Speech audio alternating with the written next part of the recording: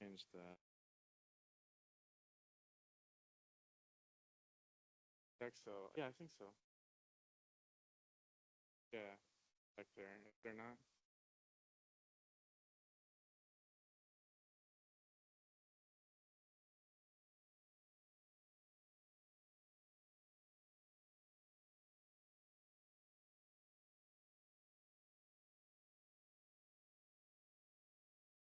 Welcome. Take a seat anywhere.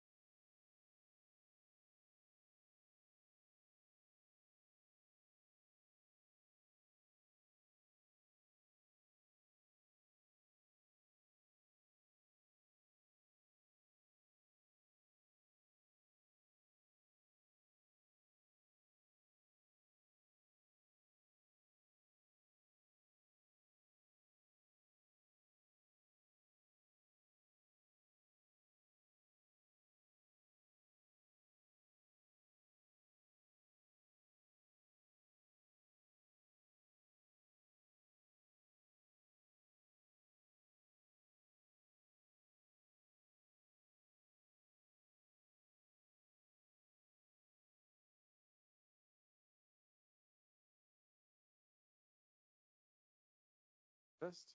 Test. 1, 2. Check. 1, 2. So quiet. Check. 1, 2. Test. Test. Let's bit. Test. 1, 2. Test. Test. 1, 2.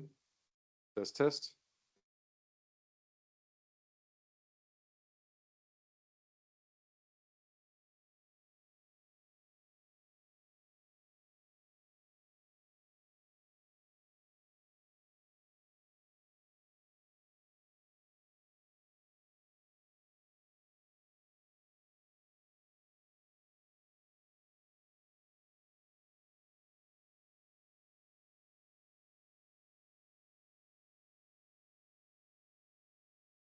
Test. 1, 2. 1, 2. 1, 2. Test. Test. Check. 1, 2. 1, 2. 1, 2. Okay.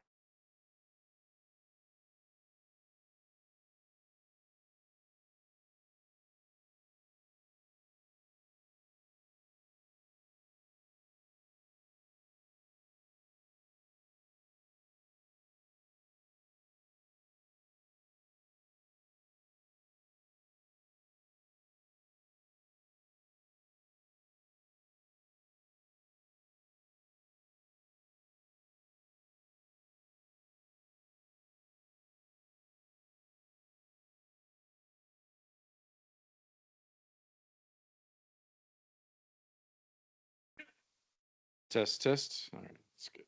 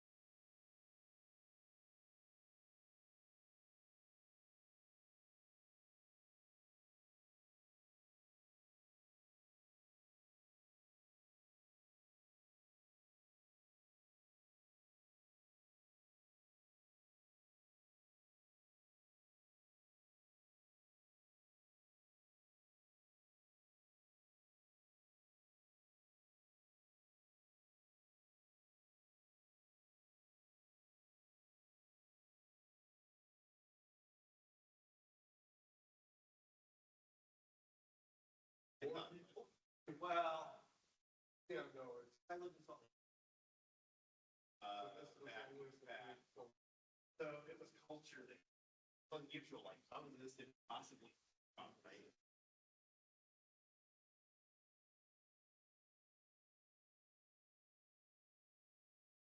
That's yeah.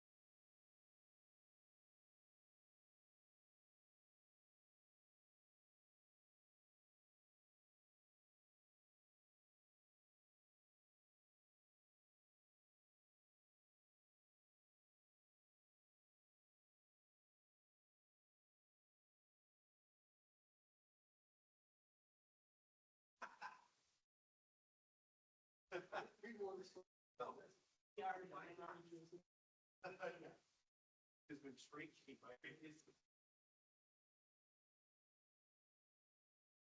I thought it was.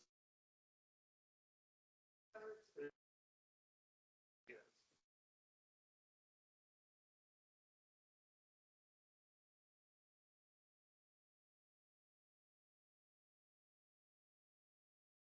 Yes. 9 o'clock. 15 minutes. You have a couple of people. Morning.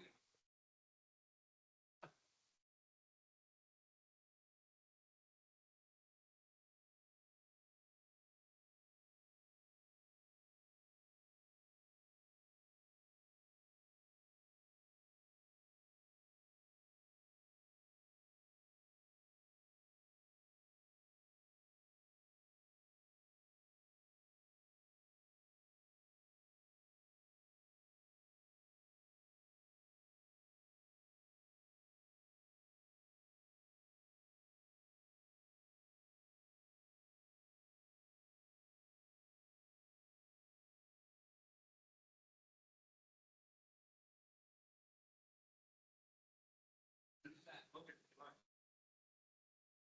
Yes, sir, please. Intro him to speak.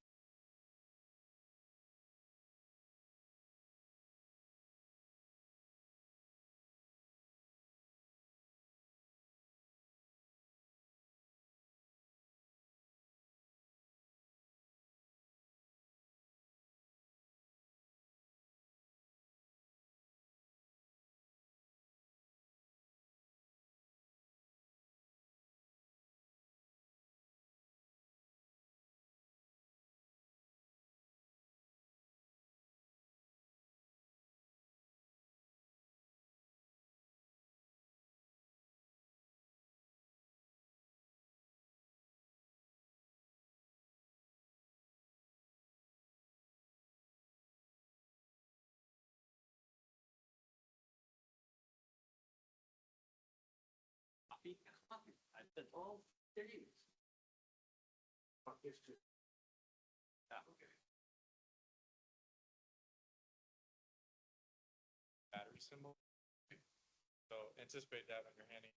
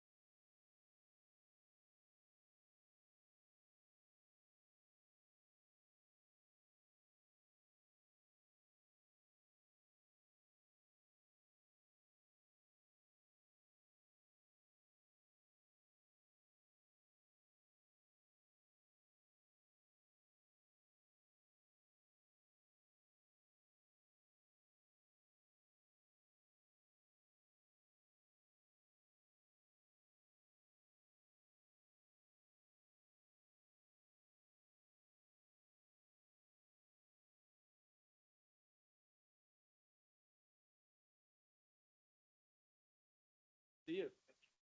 Yeah, nice to meet you in person. Yeah, they have it all queued up in the.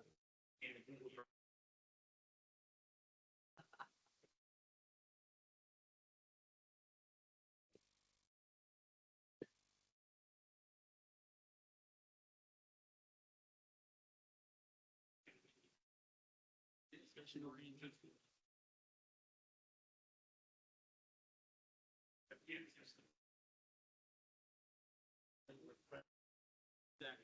Back. Students. Questions are good. See.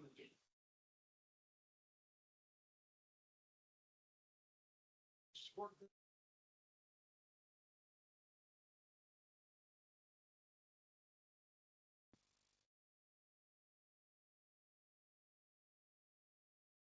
Common theme here, and I think we're gonna.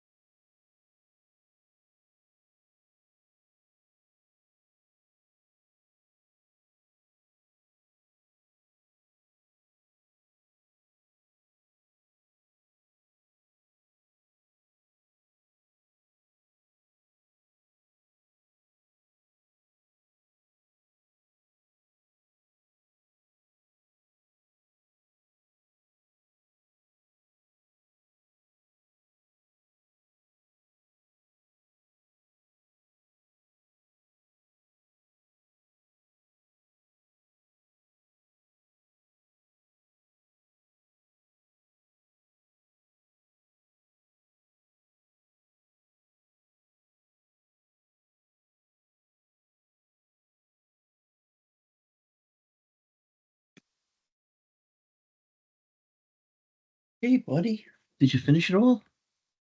Did you? Was there any different, slightly different stuff in there?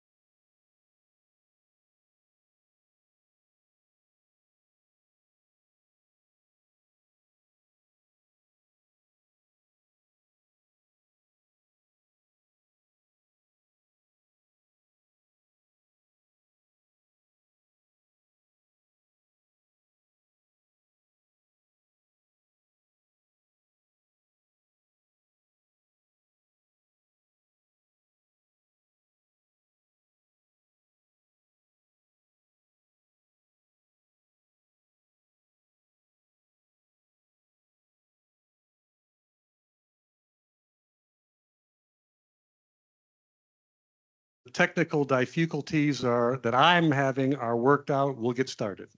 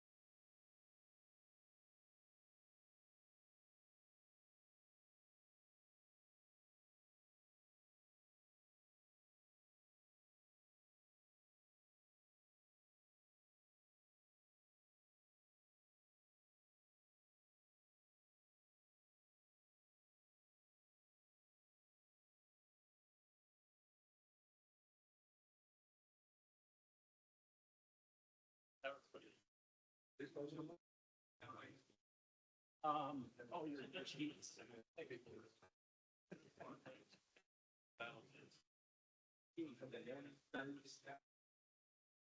that would be Bob, Gus, Beth.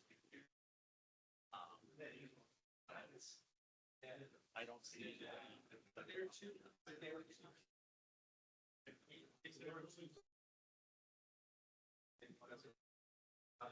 Planning on leaving these powered on. Okay, you're right between them. Yeah, Do you plan on having sidebars at all? I don't think so. Okay. We'll try to. Yeah, we'll watch our language. Yeah, we'll keep them, are they really super sensitive if they're right there and I'm talking right here? Yeah, here's. Are we talking about? Just wondering about the Just people like this pointed away from you. Yeah.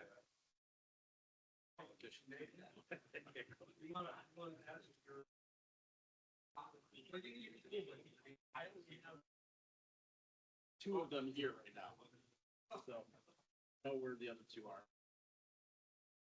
They're moving.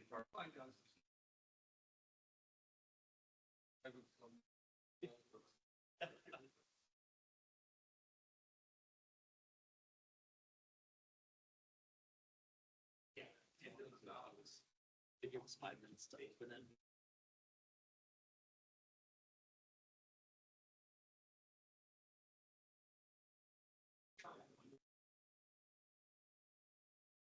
Yeah, just like.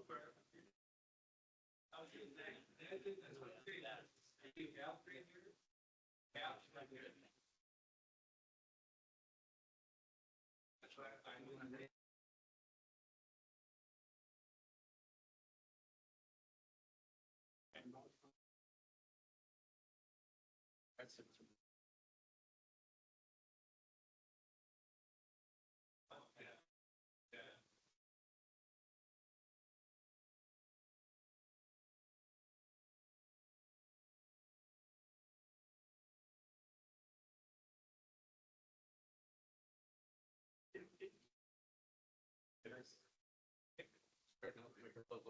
You want me to sit over here then?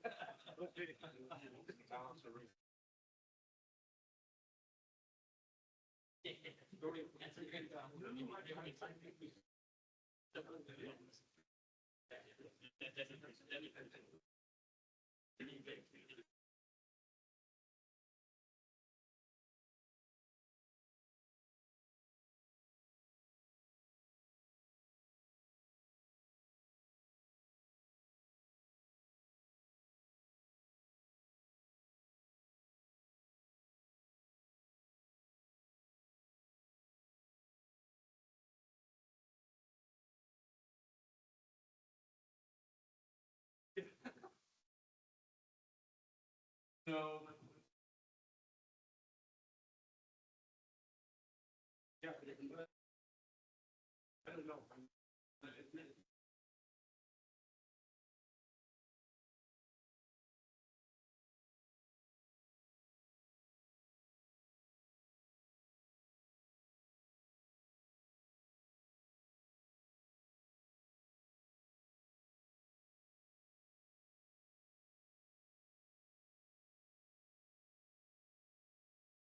Yeah, sure.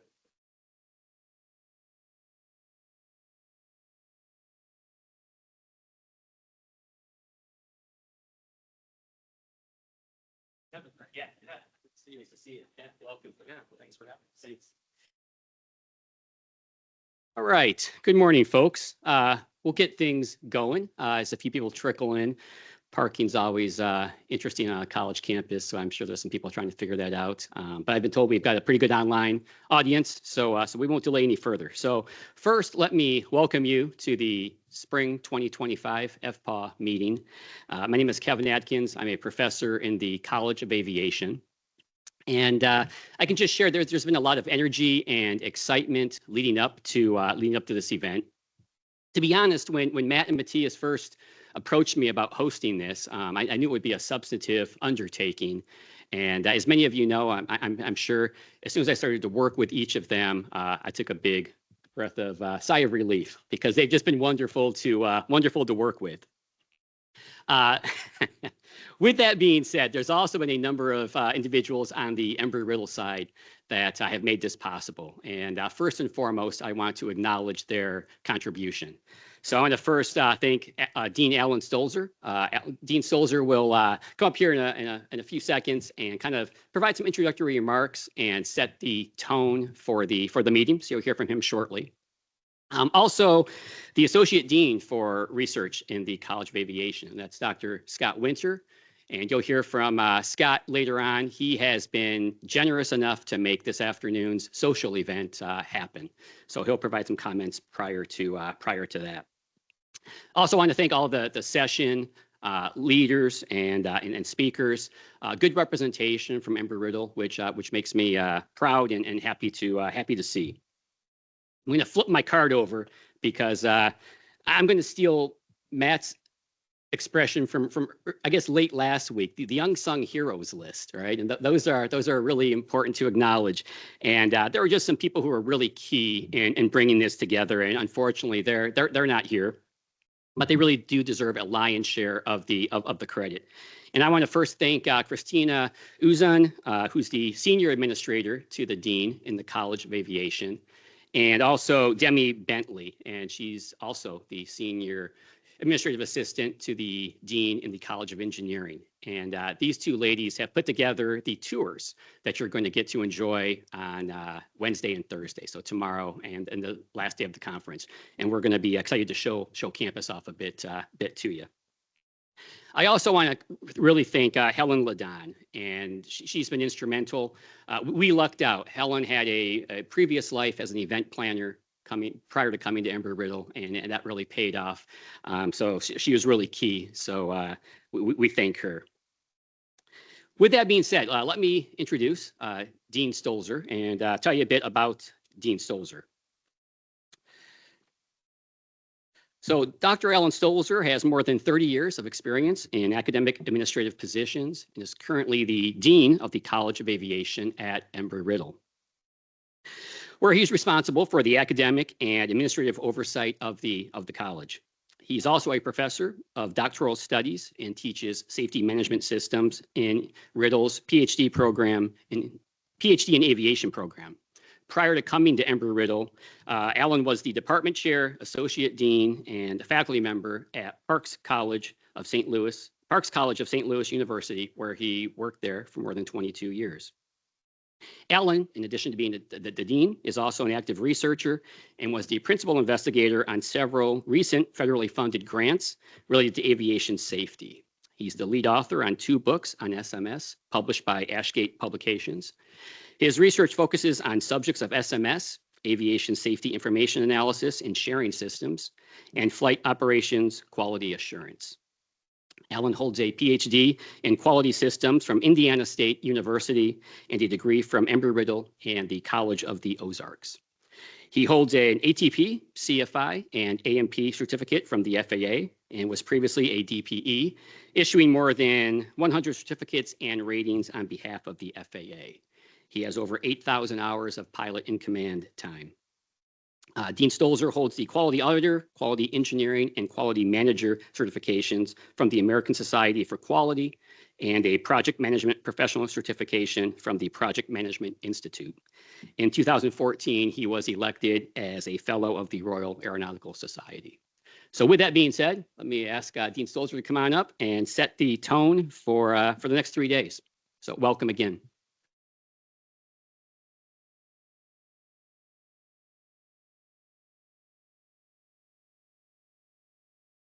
Well, good morning, everybody, and thanks, Kevin, for that very warm welcome.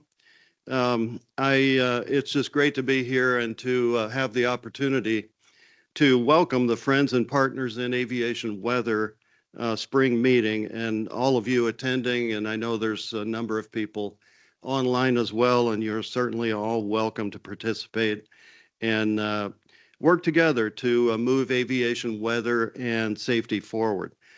I promise to keep this short, but I do want to share a few things. As the Dean of the College of Aviation here, I can't help but to highlight how invested we are in these fields that are the subject of this meeting. We have 14 degree programs in the college across 7 disciplines, including professional pilot and meteorology. Our college is all about aviation excellence.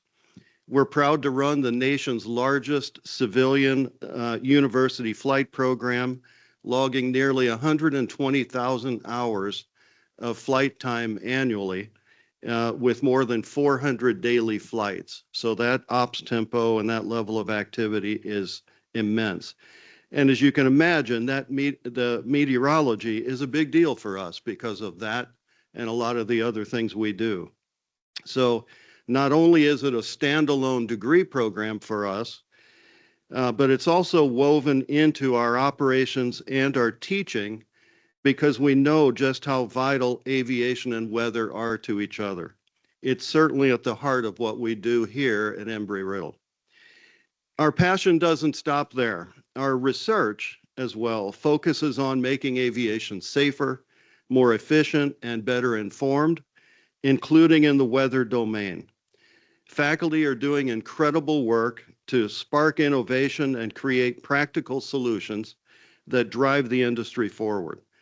Our research portfolio in the college is growing rapidly, and much of that is centered on aviation weather.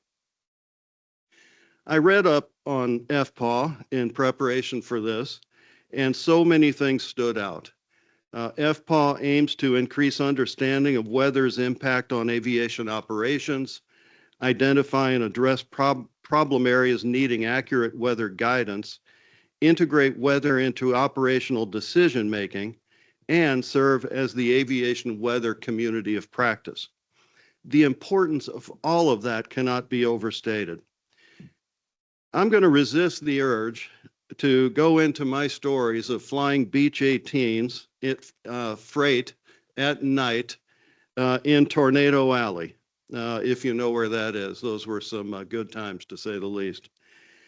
My weather information for those flights consisted of a visit to a flight service station that was located on the field before the flight, the trusty Weather Channel, and an old non-digital radar on board the airplane that worked about half the time. So that was what I had then. What we have today is so much better. We've come so far, but there is still more to do, and this group recognizes that. Weather's role in aviation is always evolving, and meetings like this are the key to staying ahead. Together, we can tackle challenges, brainstorm ideas, and find ways to improve aviation weather education and practices, which is the theme of this meeting. By the end of this gathering, I hope we've zeroed in on the most important issues and come up with actionable steps for the future, with great collaboration from all who are present, online and in the room. Kevin mentioned it, putting a conference on like this is a significant undertaking. I'll just echo his remarks. A huge thank you to everyone who made this meeting possible. The FPAW leadership team, our own Dr. Kevin Atkins for his coordination. He mentioned Helen Ladange, and her planning magic never ceases to amaze me. So we thank her and we thank everyone else involved. So very well done. Let's make this meeting insightful and productive. Welcome again. It's an honor to have all of you on the campus. Thank you very much.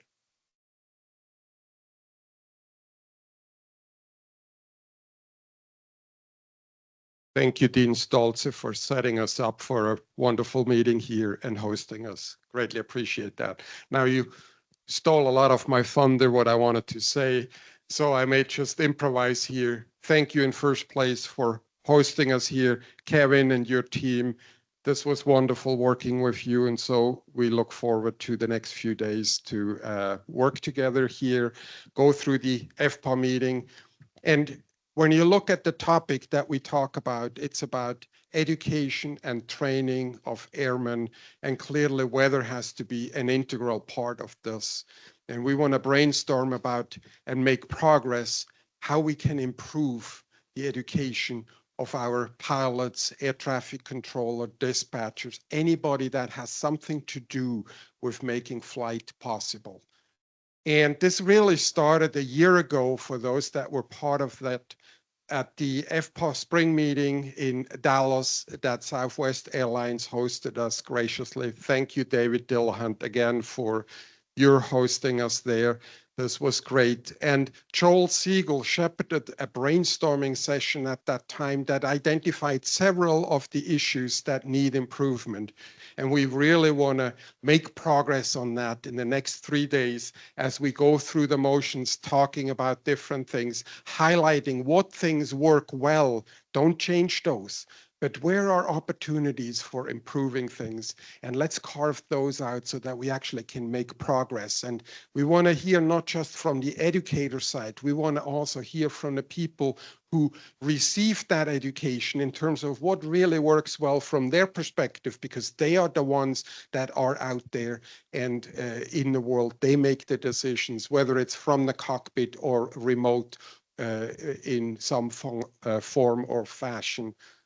So anyway, that we are here at Embry-Riddle is no coincidence, really, because this is a world-class educational institution in aeronautics and meteorology for that matter too. And what's wonderful, thank you for setting up this reception later this afternoon, because it creates an opportunity for the students here to mingle with practitioners in the industry.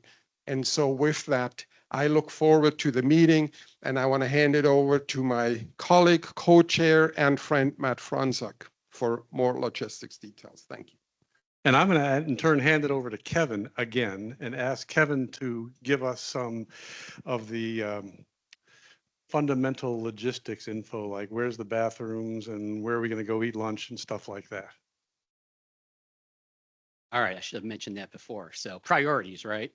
So first and foremost, restrooms. So restrooms can be found within this building, obviously, but right across the in the atrium. So that should be a pretty easy walk. When lunchtime rolls around, we'd love to have you on campus. And if you walk right up the main drag through campus, we call that Legacy Walk. You'll see a pretty nice futuristic building. I'll be out there when that time comes. That's our student union and a plethora of dining options within there. I think you'll find.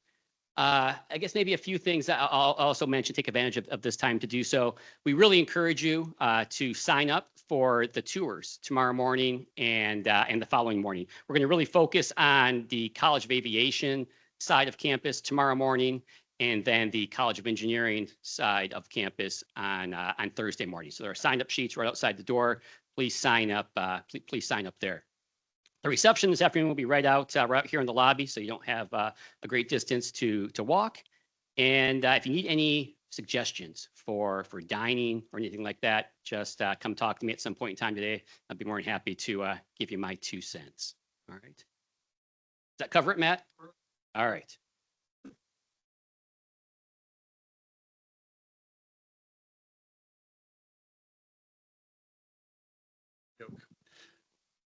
Stephen, if you could advance one slide, please. Okay, we've done that. Do another one. All right. So again, welcome.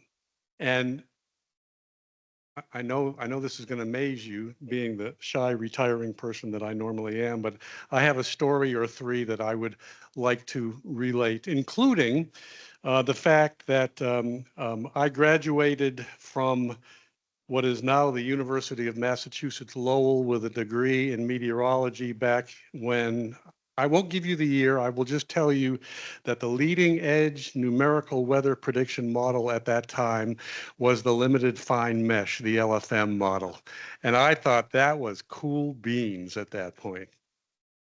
And then even though Dr. Janis, who was the industrial psychologist at Delta Airlines, did his doggonedest to convince me to go back to school and get a graduate degree when I was interviewing for a position of meteorologist at Delta Airlines, I convinced him, no, I wanted to be an operational meteorologist, and I also wanted to eat, and I had a wife who I was supporting, and no, I was bound and determined to head down that path. And so he finally gave in and said, okay, you'll be fine. And I started down my very operational career at Delta Airlines for a total of 34 years.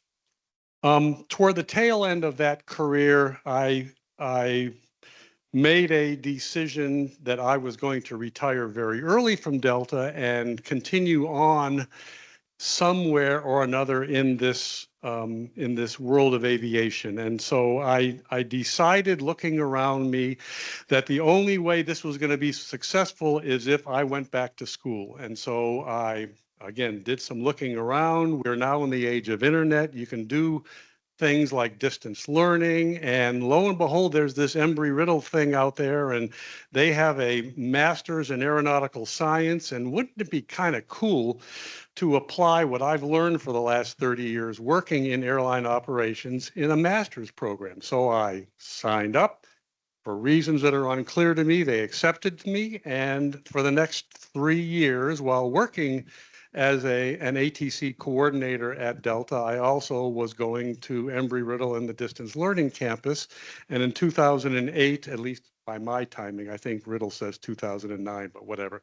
In 2008, I finished my final class and got a master's in aeronautical science with specializations in operations and system safety.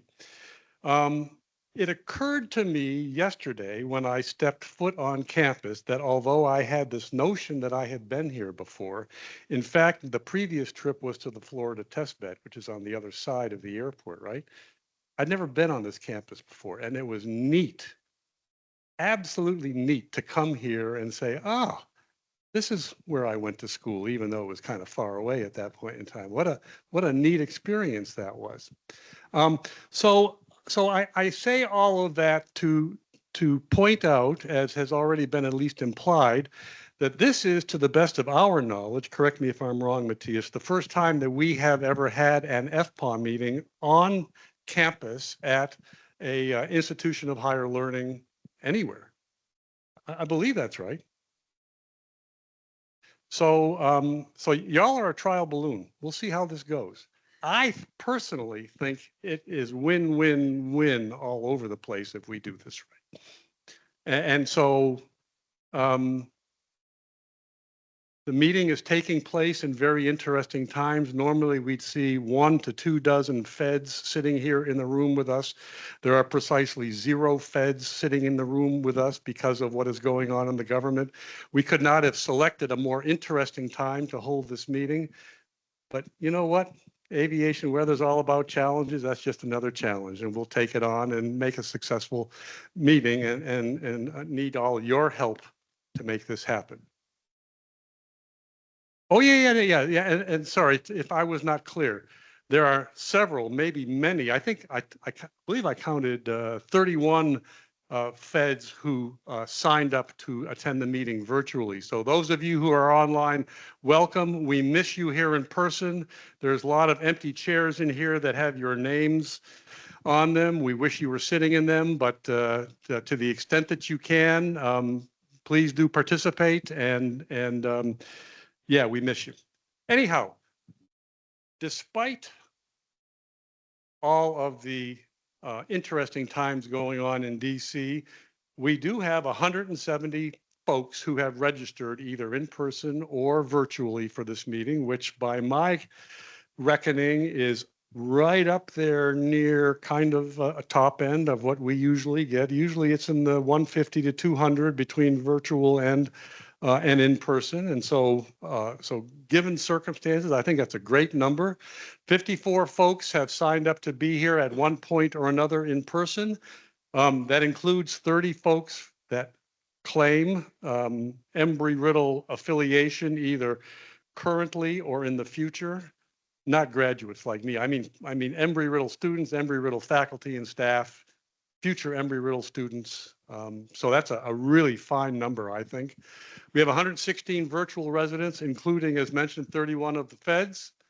And because I'm the one who actually collects all this information and puts it in a spreadsheet, I look at it all the time.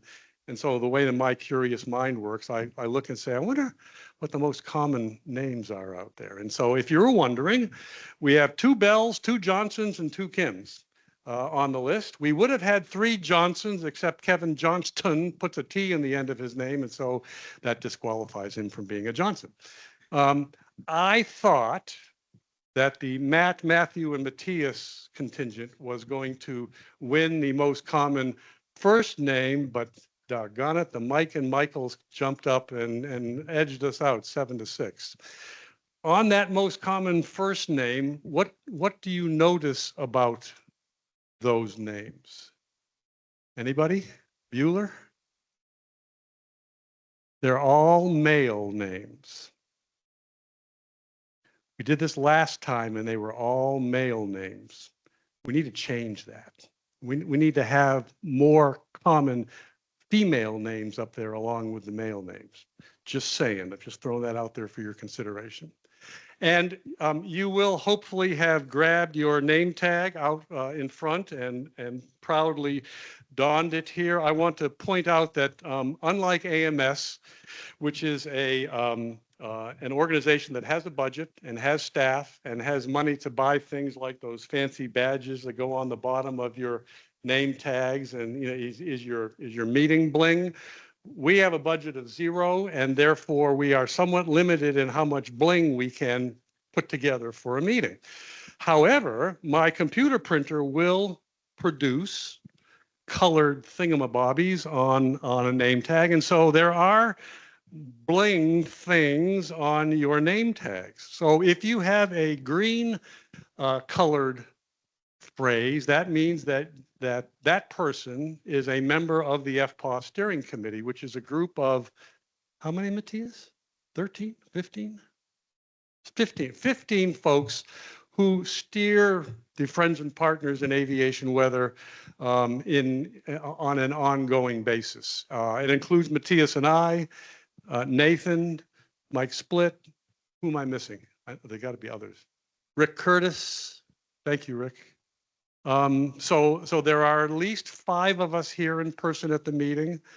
I suspect the majority this time around are virtual participants, but if you have questions about FPAW, like how come FPAW is the best aviation weather organization that nobody's ever heard of, and you need to market better, if you have questions like that, come see one of the people with the green thingies on their badge here, and we can talk about that. The yellow words there are reserved for folks who are either co-leading or leading a session. So Nathan and Scott up front have those on their tags. Kevin, as our unofficial meeting host, has that on his tag. And these things don't happen by osmosis. It takes work. And there are people like Nathan and like Scott and like Kevin who aren't necessarily getting directly paid to do this work, but they're doing it nonetheless. So do extend your thanks to them for that. Folks with the blue colored words on the bottom of their badges are either presenters or panelists. So these are the folks who are going to at least either take part in our discussions later on today as panel members, or who before that are going to present information for us to consider throughout the meeting. Once again, they may be indirectly getting paid to do this work, but they're not directly getting paid. And a lot of it happens after hours or on weekends. So thank them for that. And then finally, there are folks with hot pink markings on the bottom of their badge. And these are our students. And I could tell a Gus story here, but I won't, because it would make me go way, way over time. But the reason that I do this is because I think that our students are the critical piece of this whole meeting, that we need to get excited, energized, engaged, and moving forward in this particular area. And if you see a student, somebody with the pink thing on the bottom of their badge, that also has a blue presenter panelist, this is a student who has stepped up not only just to be here, but to present to this group of folks, most of whom are old enough to be their father, mother, or grandfather, grandmother. So appreciate the fact of what they've done in making this contribution. Okay, next slide, please, Stephen. Some more things to consider, because I've always got something to say. One more time. Dean Stolzer did a marvelous job of setting up why we are here. I want to just put it in simple graphical terms. Everybody in the room is aware, at least to one extent or another, of the Swiss cheese model of aircraft safety, or safety in the NAS, where there are multiple slices of Swiss cheese safety components that go into making the NAS as safe and as efficient as it is today. Each of these pieces of Swiss cheese has some holes in it. The size of the holes differs from slice to slice, and the orientation where the holes are differs from slice to slice. The trick of the game here is to make sure when you pack all these pieces of Swiss cheese together that you don't get a through arrow like that upper left one there that turns into an aircraft accident.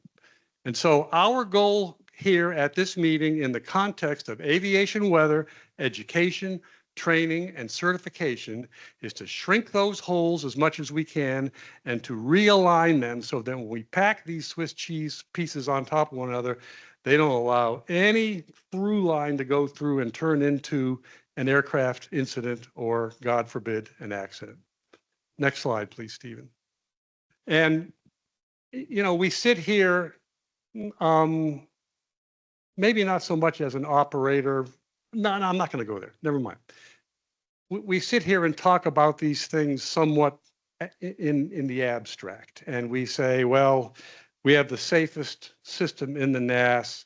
I mean, we have the safest system arguably in the world, in the United States. And you know, we've only had one accident in the last, pick whatever the period of time is, and it only involved, pick however many people were involved in that accident.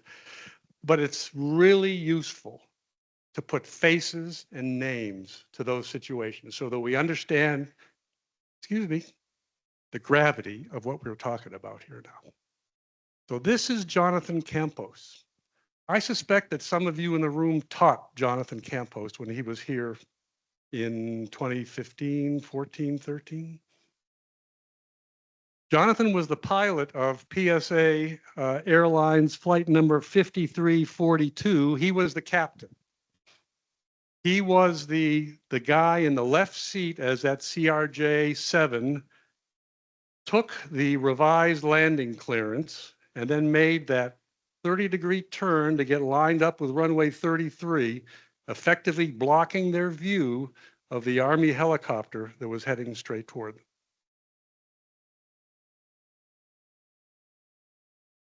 It's a real person, real family, and he's lost to us because that Swiss cheese hole happened to line up just right. Not necessarily the weather part, but all those layers of safety lined up in an unfortunate way and resulted in a loss of life. And interestingly, and I will tell a story here, I made a post, and you'll see that in the next slide, about this situation and urged people to wait until the NTSB was through with their investigation before making any rash statements about what went on.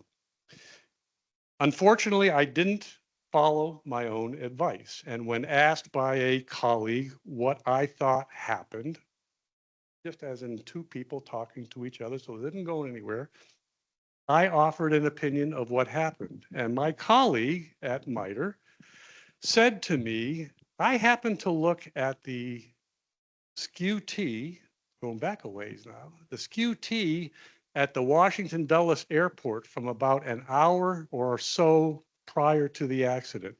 And there was significant wind shear in the lowest layers of the atmosphere that day.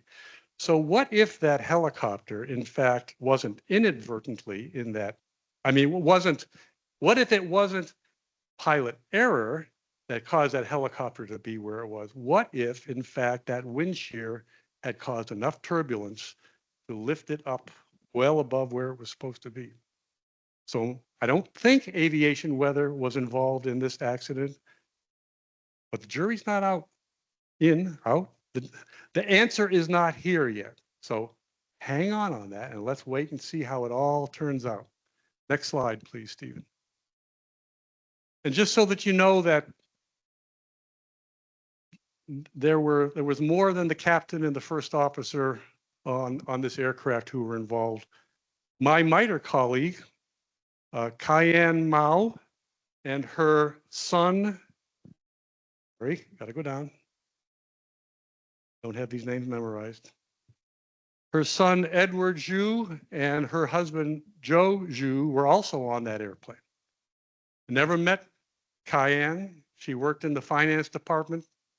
Her son was a figure skater, and they were in Wichita at that large figure skating event that took place there, and were on that very same aircraft that in which the collision happened. So all of this, I don't want to be maudlin. I don't want to be, overly dramatic, but let's get beyond the numbers and realize there are real people involved in these sort of situations, and we need to make sure we're keeping that in mind. Next slide, please, Stephen. And I'm clearly in the downside of this particular welcome, and y'all are going to be so depressed you're just going to walk out the door and leave. But a long time colleague of ours, Ernie Dash, who if you met Ernie, you will have remembered Ernie, because he was the nicest. He was a gentleman, and he was a gentleman. And he never met anybody that he did not appreciate or care for. Ernie passed away just a little bit over 2 weeks ago at the age of 84.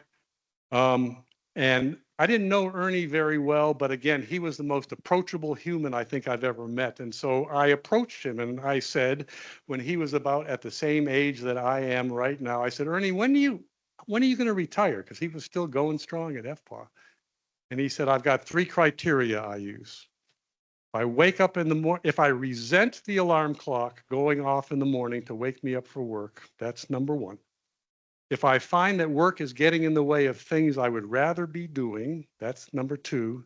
And most important to me, he said, if I come to meetings like this and I find what I'm saying is no longer relevant, then it will be time to retire.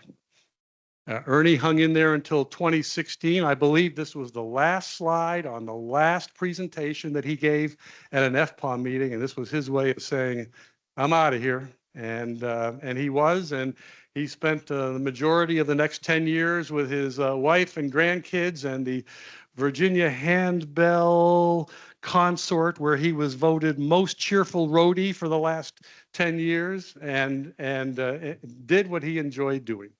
So Ernie, I'm raising a a mug of coffee to you wherever you are. Cheers, my friend. Now let's get a little bit of a positive spin, Stephen, if you'll go to the next slide for me. So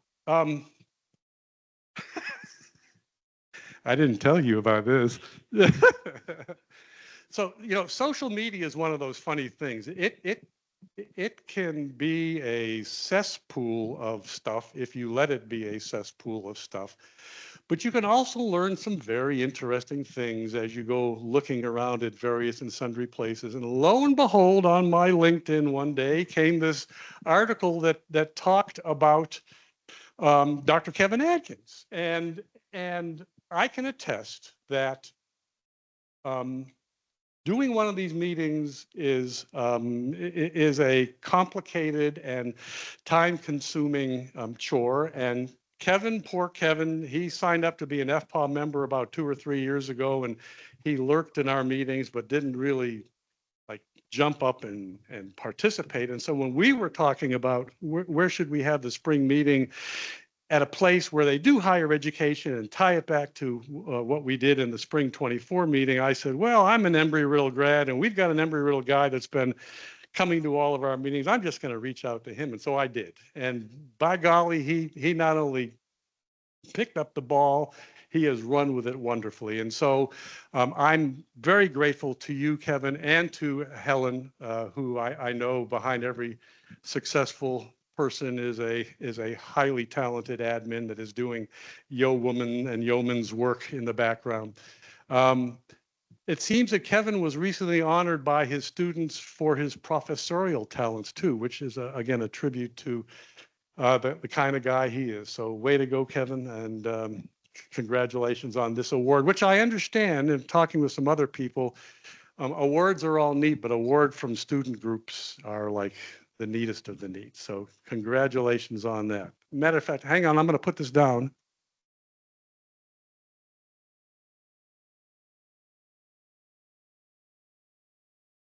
And I think I'm at time, and I'm going to take 30 more seconds. And for the people in this room who know him, know that I saw on social media yesterday that our longtime colleague, John Kosak, who was a charter member of the FPAW steering committee, and who through a variety of very unfortunate circumstances found himself out of work until yesterday, reported on social media that he has a new position with FlexJets. Is that right, Matt?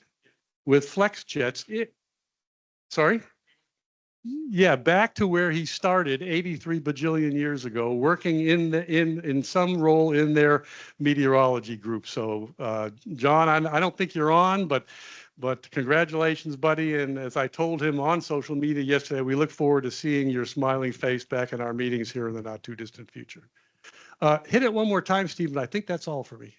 Yep, that's it. So that's all our lead-in rigmarole here, folks. And now we're going to get to the meat of the matter, and I'm going to hand it over to Nathan and Scott and let them rock and roll.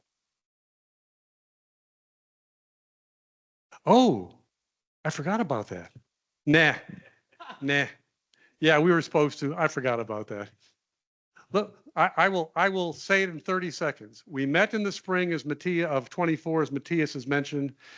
We looked at all aviation weather gaps, and a theme that kept coming up over and over and over and over again was education, training, and certification. And so here we are. That's a 15 minutes worth of talk compressed into 30 seconds. Anytime Matt Fronzak does 15 minutes in 5 minutes, it's worth a round of applause. Well, good morning, everybody. My name is Nathan Polderman, Senior Manager of Meteorology at United Airlines, and I was asked to, or volunteered, whatever, to help lead our main day one session on for this education theme. So I manage all of our weather information systems at United Airlines. My background is a degree in atmospheric science, and then I went into flight dispatch. So I'm a certified flight dispatcher, and then I was involved in dispatcher training for a while, and then eventually started taking on more responsibilities with meteorology at United until it became a full-time job. So that's a little bit of my background. I'll maybe just give Scott a brief opportunity to introduce my partner in crime here who helped me organize this session. Well, thank you, Nathan. Good morning. My name's Scott Wagner. I got asked by Kevin Atkins, would I help out with this presentation? And I said, weather is one of those subjects that I tried to avoid for a long, long time, other than passing my written tests and obviously as a user aspect. But it was an opportunity for me to get involved with FPAWs and to learn about FPAWs, as Matt said, the best weather organization going that nobody knows anything about. So I'm happy to know something about this. And then a personal piece for me is when I teach my aeronautical science subjects, I'll ask students, and this is putting on my father hat, if you will, is what's your backup plan if flying doesn't work out for whatever reason? Life happens, 9/11 happens. What's your backup plan? And 90% of aviation employment opportunities aren't at the pointy end of an airplane. They're in support function and operational roles, to include dispatch, to include air traffic control, to include maintenance. So I encourage my students, to the extent possible, get out and learn all the different support functions that support aviation in general. And that might be something that really, really whets your appetite, and you find out you like more than even flying. Hard to imagine for somebody like me to say that, but I know that it's true. So I have encouraged some people to come from my classes, and our 2 student panelists helped me in the high altitude lab here at Embry-Riddle. So we look to broaden horizons that way. So weather is important. I do have many Army aviator pilot friends not here because of inadvertent encounters with very bad weather, whether it was thunderstorms or inadvertent IMC. So obviously weather is important to everything we do. Operate an airplane, part of our initial briefing. So I value and respect the weather and those that report it and forecast it, et cetera. So I'm looking to personally gain here, a little selfishly, looking to expand my horizons a little bit by participating with FPAWs. So welcome. Thank you, Scott. And I think Matt is over here. Our morning presenters, whoever is here, if you could come and sit at the front table. I think that's just Gus. I don't think, so, you know, when we're doing something like this, then as you'll see with this morning session, it's all academics, folks from the academic institutions. So they have lots of responsibilities and teaching responsibilities. So we will have our presenters kind of coming and going through the day as they have various responsibilities. So I just want to do a brief introduction about this session. Really, the focus of this session is to review the latest research and learning methodologies that have been used or employed by our academic professionals to train future aviators in aviation meteorology. So you're going to hear a lot about how actual or perceived knowledge and understanding of theory, right, manifests in actual practice and behavior of licensed airmen, pilots, dispatchers, ATC. So my hope is that this session really whets your appetite for days 2 and 3. We're just going to scratch the surface. A successful session, I believe, is where we raise more questions than answers today, and that's really the goal. So as you see, this meeting has an arc, and so days 2 and 3 are really to start to really get into more meat of how, you know, where do these issues really come to light in terms of opportunities for improvement? What do we need to do as an industry? So as you're hearing the presenters today, and I've asked a lot of them to, you know, put questions in their presentations, talking points, because we're not going to answer everything today, and that's the point. So Bob's going to come up here shortly, talk about connecting theory to reality in the classroom when teaching new pilots about weather and addressing issues of misinterpretation with all the different graphical weather sources being used. Tom Guinn is going to talk about how we can improve our official FAA guidance to keep pace with this rapid evolution of graphical weather that we have seen happen in the industry over the last 20 years. How do we resolve conflicts between what the great stuff the Aviation Weather Center is putting out versus official guidance? Again, the theme you're going to hear a lot today is proper interpretation, especially when it comes to graphical weather. So be thinking in your mind of questions that you would like to ask and we'll have several of them up here at the end of the day for further discussion as a panel.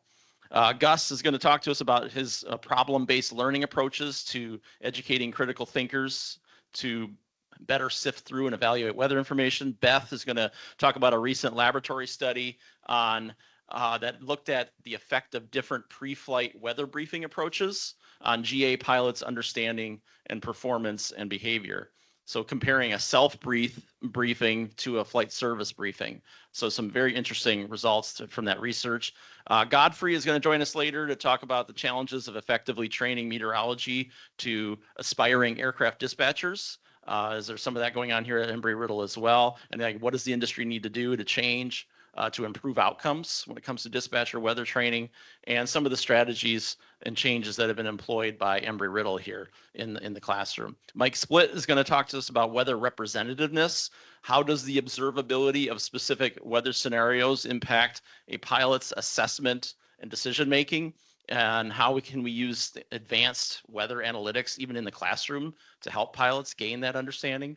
And then Michael Dornick is going to join us virtually a little bit later to talk about using augmented or extended reality to create visually compelling learning experiences. And then not only that, but to make that content easily accessible to instructors without requiring lots of technical skill. All right, so that's just a brief overview of today's presentation. So I'm gonna, without further ado, I'm gonna turn it over to Bob to get us kicked off. And just go ahead and introduce yourself briefly. And Yeah, and for our speakers, there is a clicker somewhere that Bob's got in hand that should allow you to control your presentation with the repeat monitor there to allow you to keep track of where you are. Well, thank you very much, everyone, and welcome. My name is Bob Thomas. I am an associate professor in the Aeronautical Science Department here at the Daytona Beach campus. I'm also the chief ground instructor for our 141 ground courses. And for the past year or so, I've been an FAA designated examiner. So doing lots of check rides, practical tests, those sorts of things. So I'm trying to look at this from a perspective of not just the classroom, but also the application in the airplane. I've been flight instructing, teaching here for 15 years. It's a long time. But I've been doing practical tests for at least the past 14 years. So most of my recent experience in terms of flying is actually testing people and flying around. Before that, I used to fly and teach in the Midwest in Illinois. So not just Florida flying, some otherworldly flying too. And, you know, things that when I was talking to Nathan about what do we want to talk about in this presentation, really trying to come up with some questions of, you know, what are we actually looking for? So how do we train and test our pilots for their weather knowledge, their product interpretations in different environments? And it's very easy to just sort of go outside like this morning, go, oh, it's foggy, we're not flying, like done, go home. Or in the afternoon in Florida, it's thunderstorms. Like, okay, we're just going to go hide. And so how do we actually create pilots to be able to recognize what's going on beyond just that quick glance out the window and give them the skills and knowledge to see, you know, not just what's happening now, how are things going to change? What does the future hold for the weather in terms of our flight? Because as we're flying, we're not just going through time, but we're also going through different areas and regions, and how does that change things as well? So if we kind of go back, and the FAA does a nice thing, and we talk about any kind of pilot testing, they give you the answers to the test before you even take the test. And so we get the Airman Certification Standard, the ACS, and I just pulled the private pilot one just as the most basic kind of level of everything. And in the ACS, we have to go over knowledge, risk, and skills. And so not to go too far in the weeds of the FAA practical test, but basically you only have to teach one knowledge or test one knowledge part, one risk part, but all the skills. And so every practical test can also be slightly different in how everything is interpreted too. But if we kind of look at the basics for knowledge, you know, pilots need to understand the sources of weather, the different products that are there. When we talk about risk management, being able to identify and assess risk, which is kind of a big overarching topic in itself. Looking at things like diversions, which in terms of weather is probably a pretty good skill to have. And then also how to use, but not just use, but what are the limitations of your weather equipment. There's a lot of, in-flight weather sources, especially in some of the airplanes equipped with like G1000 or some kind of data link sort of weather products. What does it actually mean? What's the lag time, latency, that sort of thing. And then we end with the skills of getting a weather briefing, analyzing the weather products that you have, and then making a go, no go decision about the flight.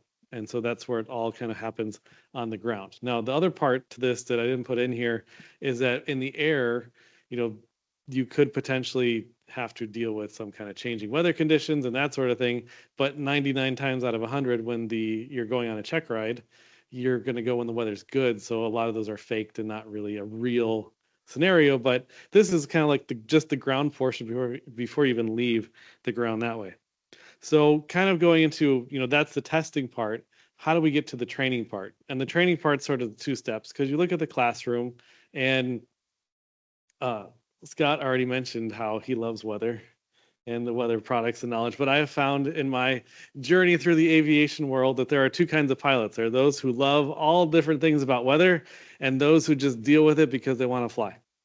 And so you also get the same thing when we talk about flight instructors. There's flight instructors who love to teach about the weather, and there's flight instructors who just do the bare minimum, get their students through. And so it's an overwhelming topic. And I think one of the challenges is there's so many products, so many sources. The dynamics of actual meteorology is very complicated. I did a lot of meteorology classes for my undergraduate degree too, and it is definitely not the simplest. I still have nightmares of calculus from doing different things that way. But, how do you connect the classroom to the flight training environment? Because it's very easy to do death by PowerPoint and have all these pictures and things. But then when you actually go fly, it's usually 2 totally disconnected things. And, we start a lot of times with some shorter scenarios, shorter cross countries, flight planning situations. And I think a lot of it too, it depends on who is actually running the classes on how they approach things. Some people will say, just pull the weather from today. Some people will say, here's a weather briefing from 5 years ago, plan a cross country this way.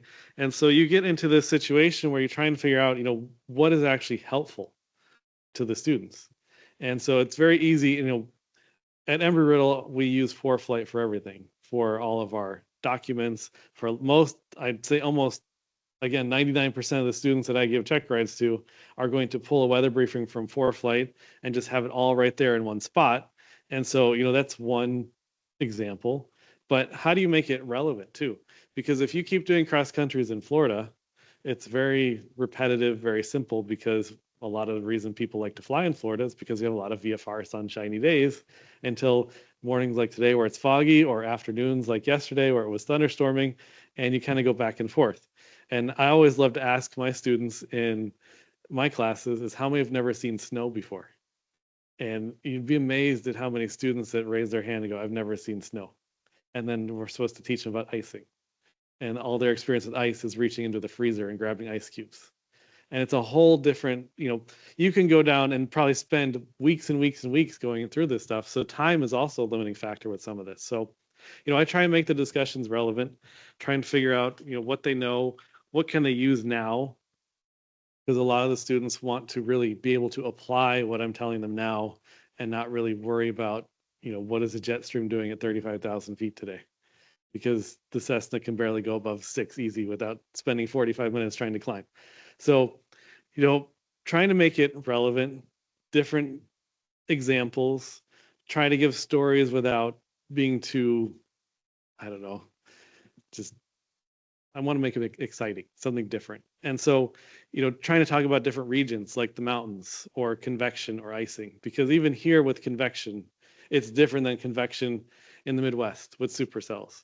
Or when you fly in the mountains, like we have a campus in Arizona, and I was able to go out there and fly once, and it was a while ago now, but there were a lot of interesting things that I, just from a couple of flights in the mountains, that I'm able to bring up in class.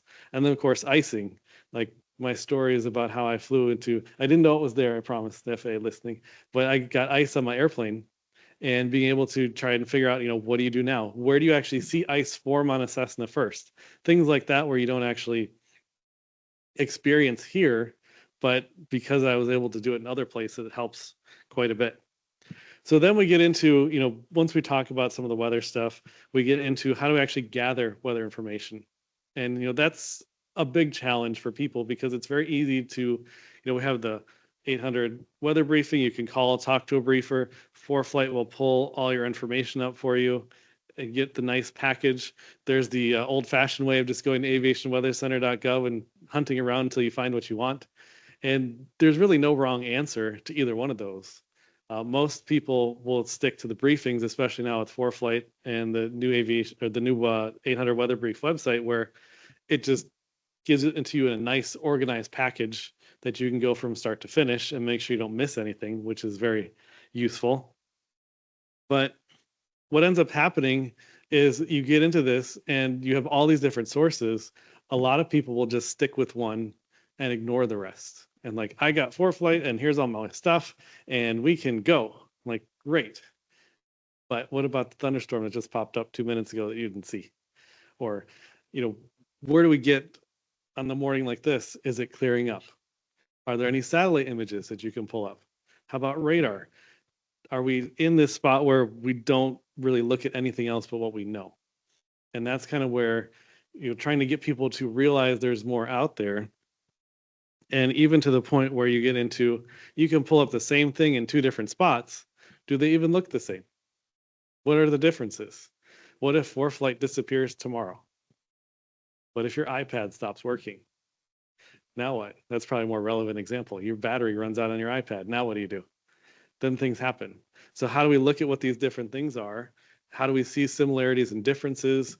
I mean, there is some standardization with colors, symbols, and you could probably fight your way through it, but it's going to take a little bit more effort to kind of look and really recognize what's the same, what's different, trying to fight with the different layers and different spots and where you're kind of looking at it. And even when I was trying to take some screenshots of things, I was like, I know what I want it to show me, and I'm trying to sit there and fight with all different buttons and things to figure out how it's going to show me what I want it to show me.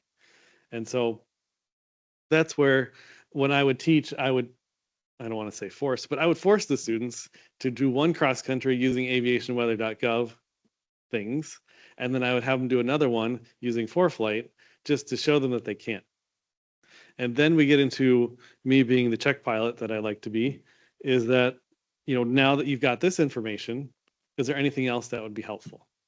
And so one of the biggest ones around here is, and it's not necessarily the fanciest in terms of quality of graphics because it's pixelated, but that's because it's radar and it's single site radar. And around here, and of course it wasn't storming when I got that image in Florida, so I stole one from Wisconsin, but the new radar images update every 2 minutes practically, almost all the time now. And it actually updates faster than the radar images on ForeFlight and aviationweather.gov when you look at the big mosaic maps.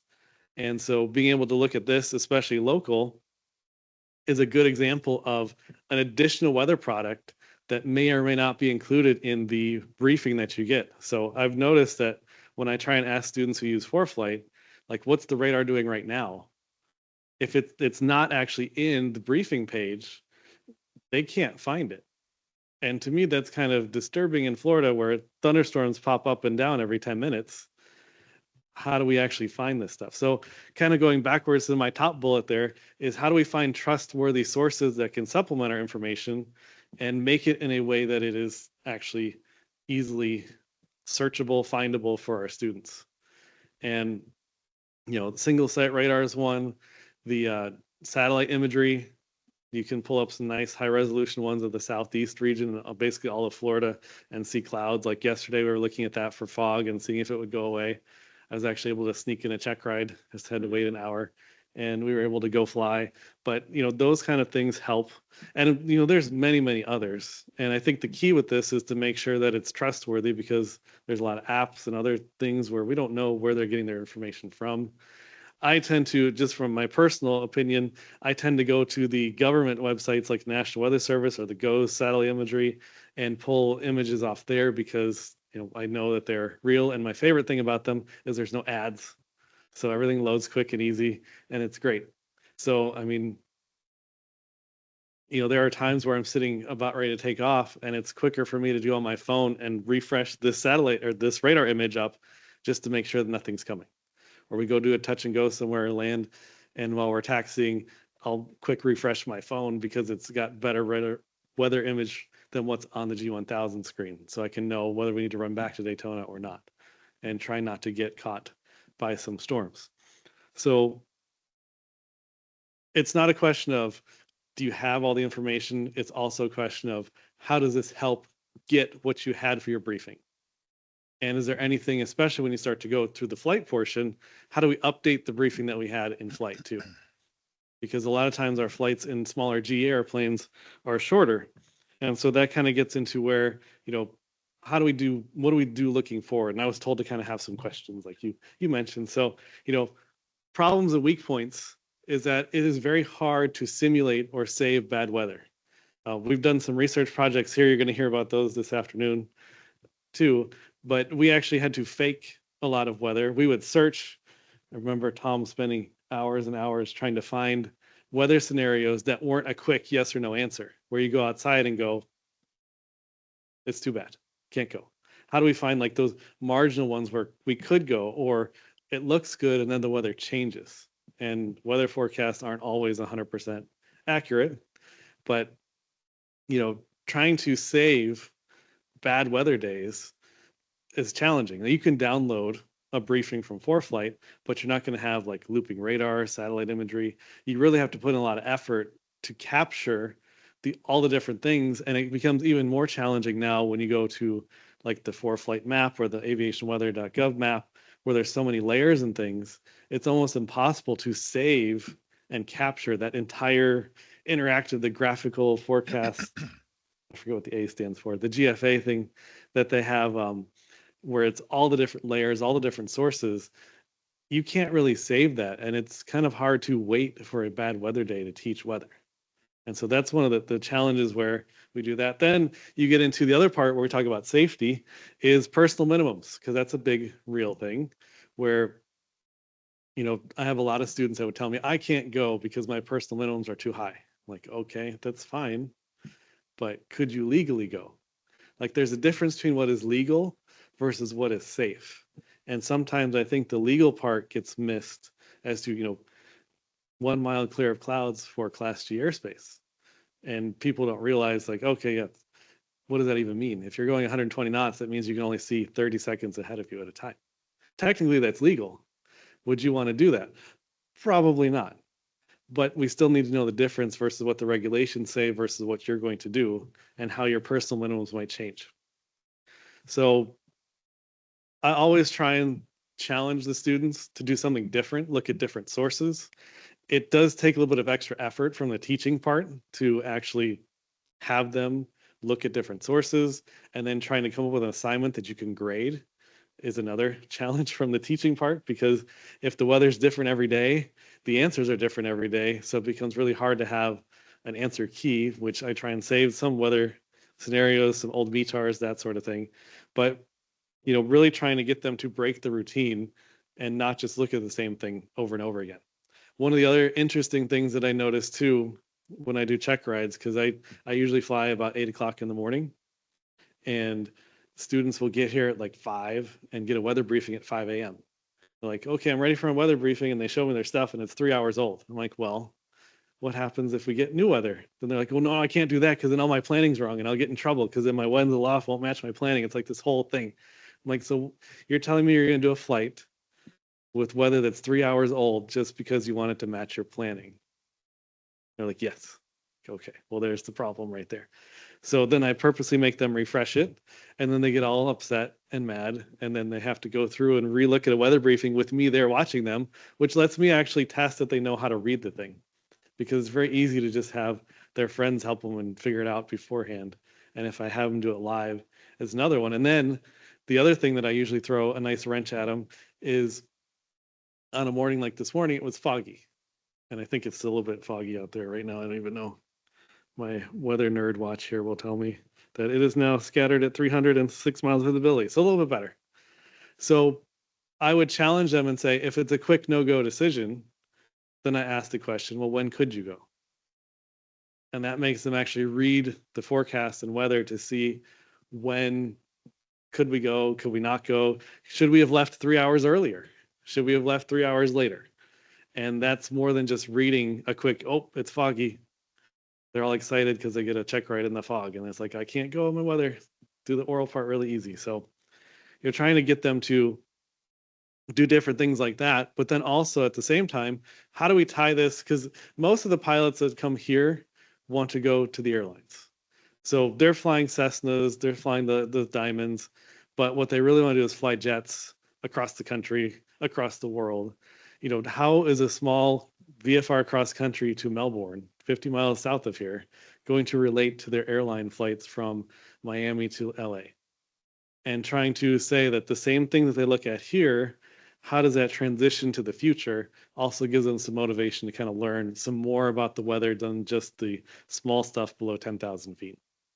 So, you know, to kind of wrap up some things, you know, when we look at weather knowledge and product interpretation, it's not the easiest thing to teach or test because it is a very, very all-encompassing topic. In fact, you know, the degree program here, they take at least 2 meteorology classes to supplement all their flight training.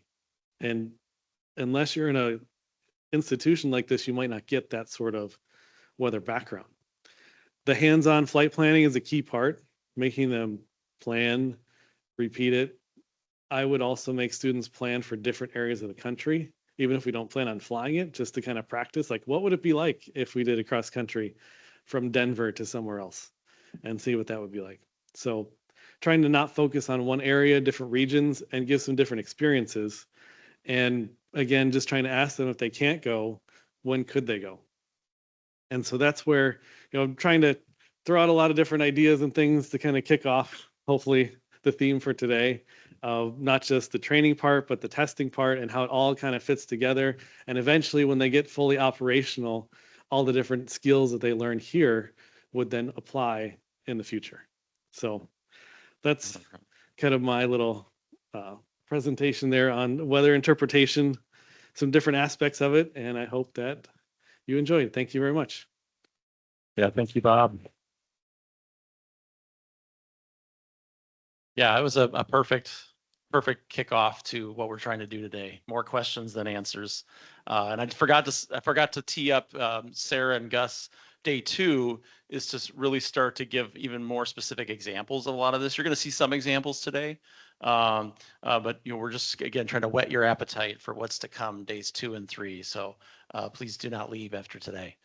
There's a lot of good stuff coming because we can start to tease out some of these things that you're hearing raised in these talks. So I'm going to turn it over. We'll have time for questions at the end, just so we can keep things moving. So I'm going to go ahead and turn it over to Tom.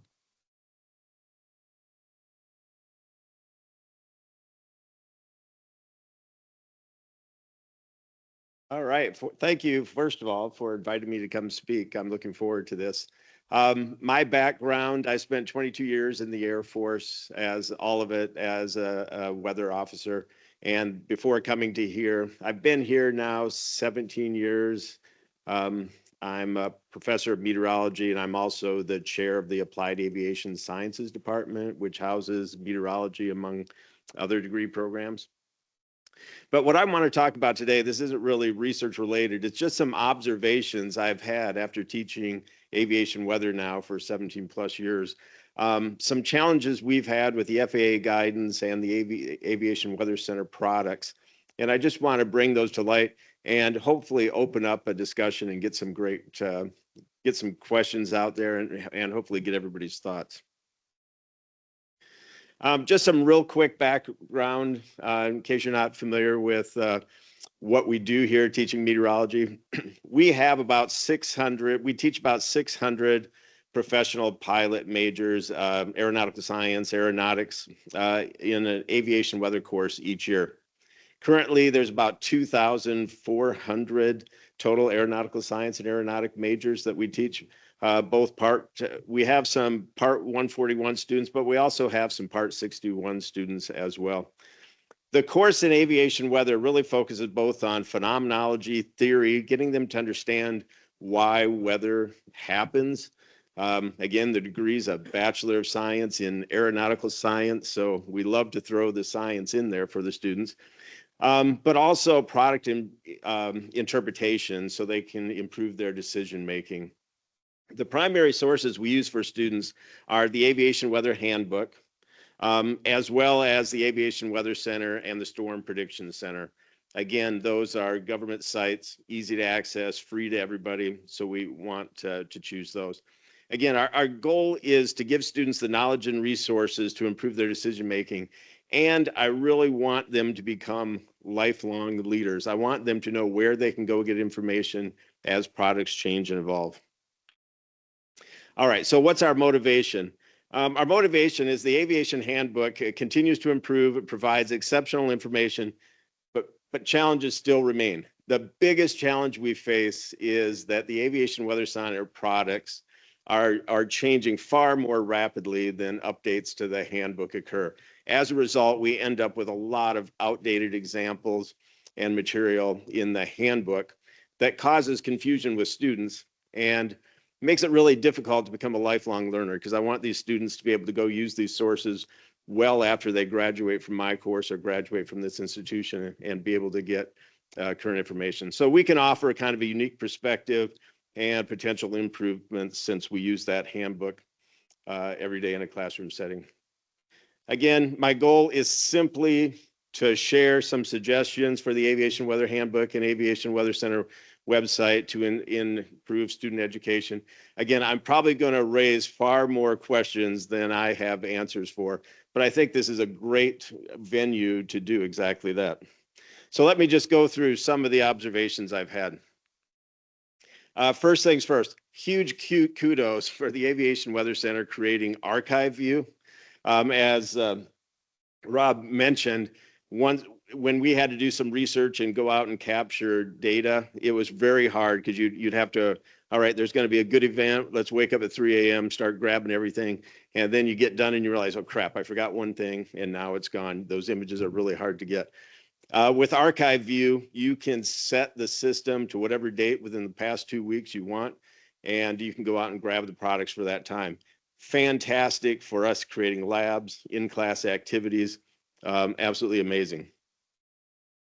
All right, that's the good news. And this is actually, last time I spoke at FPAW was 2018. And this is still showing, it was in the AC. It made it into the handbook and it made it into the revision of the handbook. That big blob of red there is an image from what I'm estimating to be about 17, 18 years ago.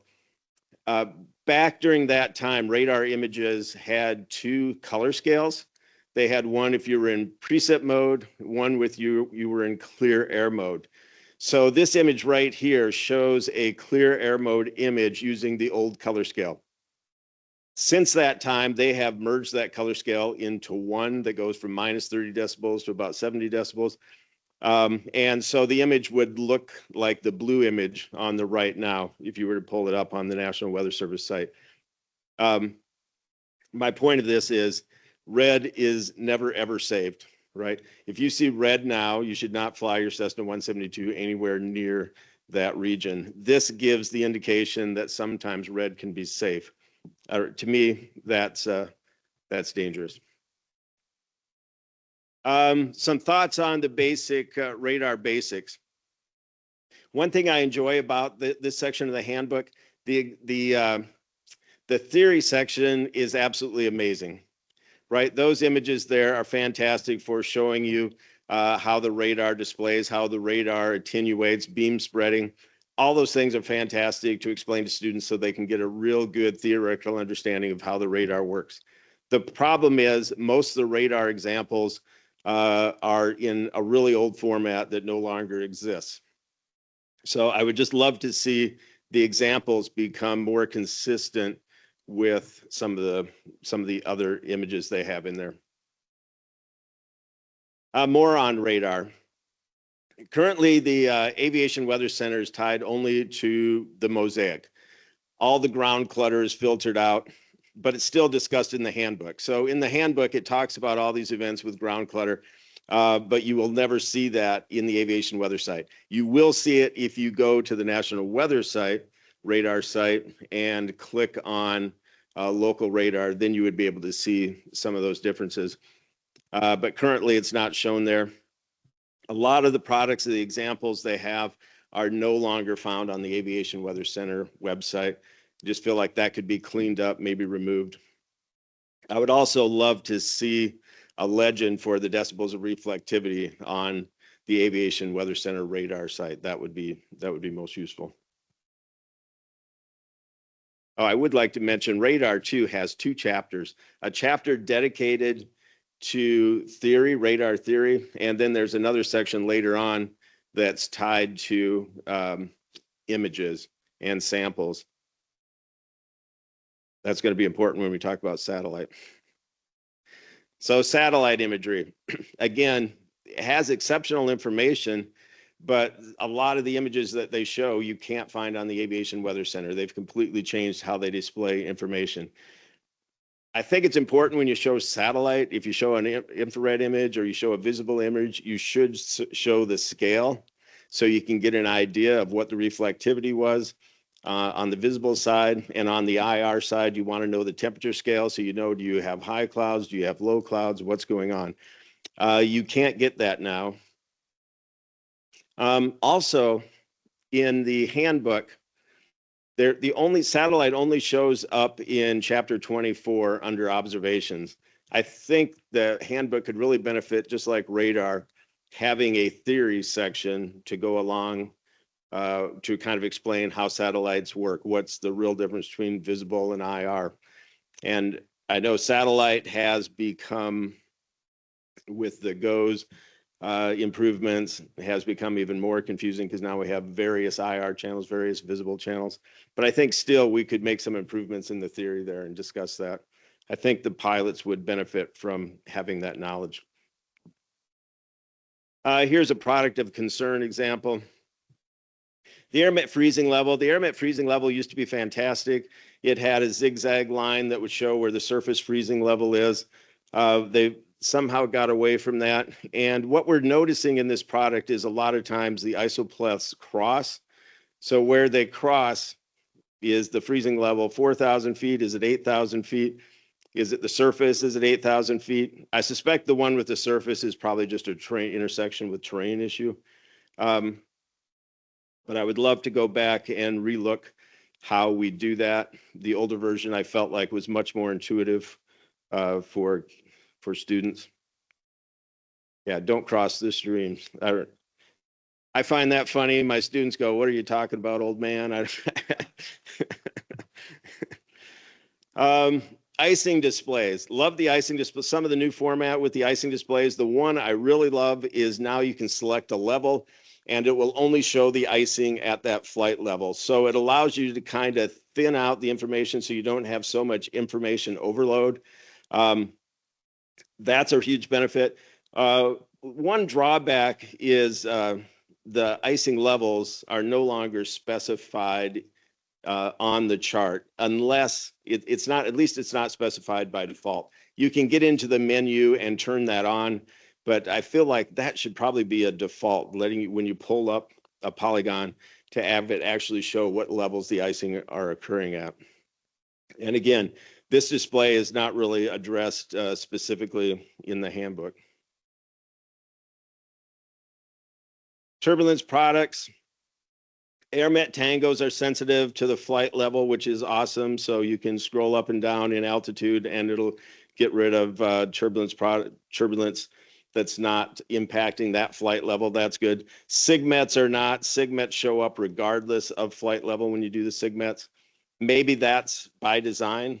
I'm not sure.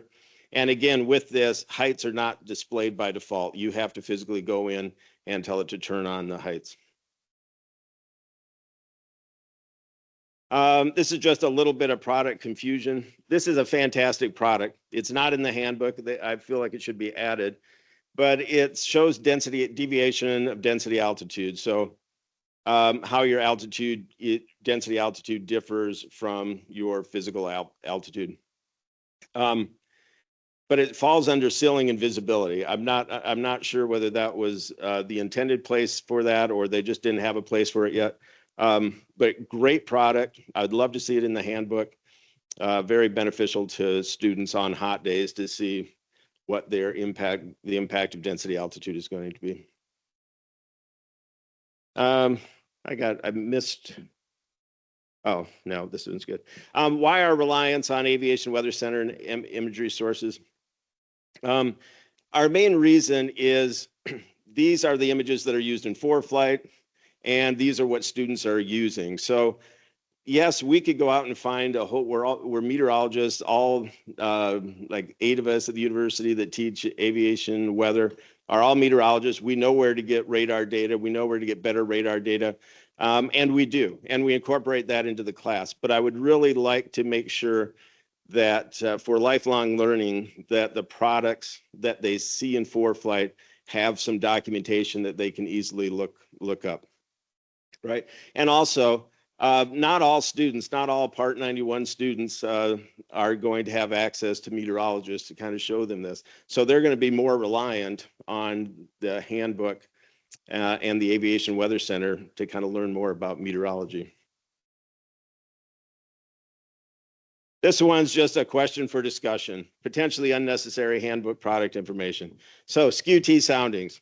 There's probably sacrilege for a meteorologist to say we don't really need SKU-Ts. I love SKU-Ts. I teach our mesoscale meteorology class. I love them far more than our students, I think. But in the handbook, there's just not enough information to really be useful. It kind of shows them what they are. It has a page on them.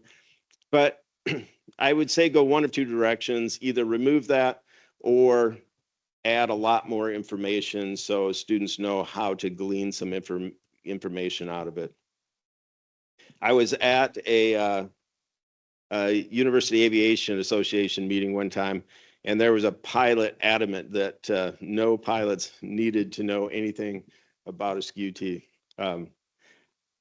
I don't know. That's a question for pilot education. I think they're useful. If you're going to get a degree from Embry-Riddle, I certainly want you to know something about SKU-Ts when you leave. But for the typical weekend pilot, do you need it? I don't know. I'm going to go forward because I had one slide out of order. A sunset product example. This product's kind of near and dear to my heart because one of our former faculty members here, Dr. Fred Mosier, he was the scientific officer at the Aviation Weather Center, and before coming to here and teaching for several years. He recently passed last year, but the reason this product always makes me think of him is because he created it when he was at the Aviation Weather Center. And he always said it was intended to be a stopgap, and then it lasted for, as with a lot of stopgap products. Once they're created, they don't go away. But this now is no longer available, but it's still discussed in the handbook. All right, so recommendations and suggestions. This one's going to seem ironic because when I last gave this talk, one of my recommendations was create an aviation weather handbook. Merge all these ACs, put them together. And I think that was good, except that the bigger that handbook got, now it seems the harder it is to make updates and keep it current to keep pace with the Aviation Weather Center products. Perhaps they could minimize reference to specific products that change frequently and instead direct them to the Aviation Weather Center. And then the Aviation Weather Center, as they create new products, could possibly create descriptions right there that are easily find, easily clickable to get a detailed explanation of the product. And even beyond FPAW, could the University Aviation Association help? Right now, the University Aviation Association does not have a separate weather committee that I'm aware of. I tried to create one about 10 years ago, and there just wasn't enough interest. But these are people educating all our aviators out there. It would seem to be to get the meteorologists or the people teaching weather to give them a venue to discuss and bring in the Aviation Weather Center, bring in the FAA, and look at ways we can make things better. That's just a suggestion I'm throwing out there. That's it. Are there any questions? How am I doing on time? Yeah. Thank you, Tom. Yeah, so we do have some time. And I guess I'll can open it up for questions for Bob or Tom. for those in the audience, and I think we do have some microphones available. We also have a rather, large contingent online, so we don't want to ignore or forget about those folks. And there was some really helpful comments, Tom, while you were speaking, from some of our government colleagues online about the handbook. And John Stevenson mentioned that they're on an annual cycle for revisions, and they're going to be submitting revision 8 later this week for coordination with an expected publication date later this summer. It's going to clean up a lot of the AWC site changes, remove old graphics. And then I think even more importantly is that there's an email address in the chat here that you can send your recommendations and suggestions directly to the FAA for the handbook. Because I think, as you said, it's a massive book now. So it's always going to need revision. As we know, textbooks are almost out of date by the time they get printed, right? So I just wanted to point out that comment. I think Jennifer Struzis also had some good comments about the AWC site.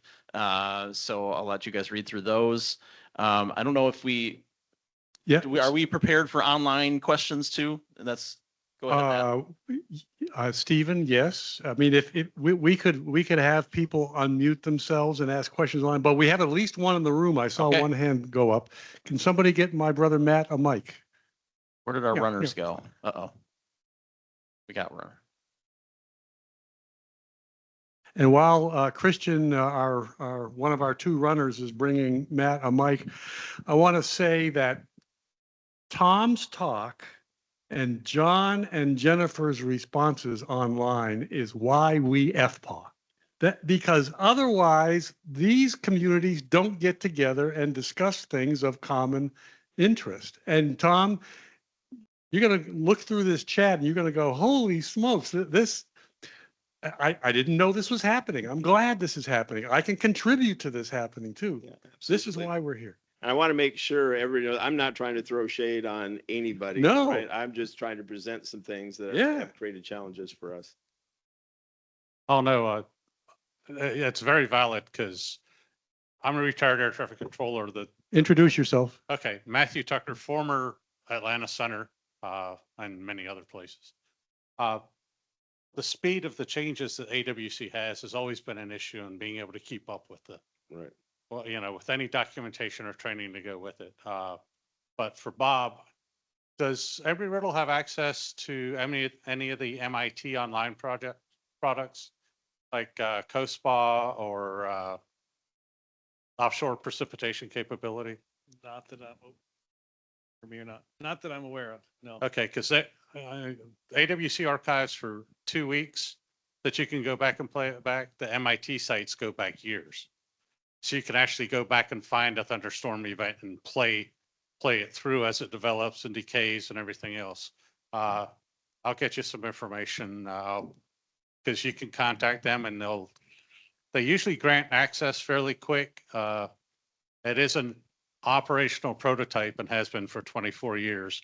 So how long it lasts in this environment, I can't tell you. Yeah, and we did hear from the FAA last fall about their plans to transition to what's called the aviation weather display, which will require everyone to get new logins for that new display. Now, I don't know where that's at now with the current environment, but that was supposed to come later this year. But COSPA is a great resource. I'd be surprised if somebody at Embry-Riddle didn't have a login. Yeah, Mike? A mic for Mike. I could probably get it to you faster. Where's Nick? We had 2 runners, but we're down to 1. Mike Splitt, I teach aviation and meteorology at Florida Tech. One thing I noticed with students is they're scared of using products they don't think they are approved to use. I'll show them VAD winds, which can be very, we have a radar right at Melbourne and you're getting updated winds every 5 to 10 minutes. And I'm like, well, why don't you use this? Why wouldn't you use it? And they're scared to say they can use it. So I wonder if you could talk about that in the context of your experiences, either of you, in terms of their worries about using approved or certified products. Well, for us in a classroom setting, I've never had a student express that fear. I don't know in a flight setting, that may be different when they have a flight instructor sitting next to them, asking them about why they're using that product. But for us, I try to introduce them to a variety of different products, but then I focus on these are the government approved products. But sure, I don't know, Bob, maybe you can answer that. I better. think, is this working? It is, okay. There's two kind of ways to go down that path. The first one is, I bet 85 to 90% of our instructors don't even know what that is. So I know what it is because I'm a weather nerd, but and I used to use that when I was doing flight team stuff a long time ago. But the other part is usually in the mentality of a check ride, it's the least that you bring up, the better. So if I start bringing up all these different products and things, then I might get asked more questions about it. So they try and do the bare minimum just to get through and hope that nothing else gets brought up. And in a 2-hour oral where you're trying to go through a whole bunch of topics, a lot of times it kind of, there's not even enough time to go into that level of detail.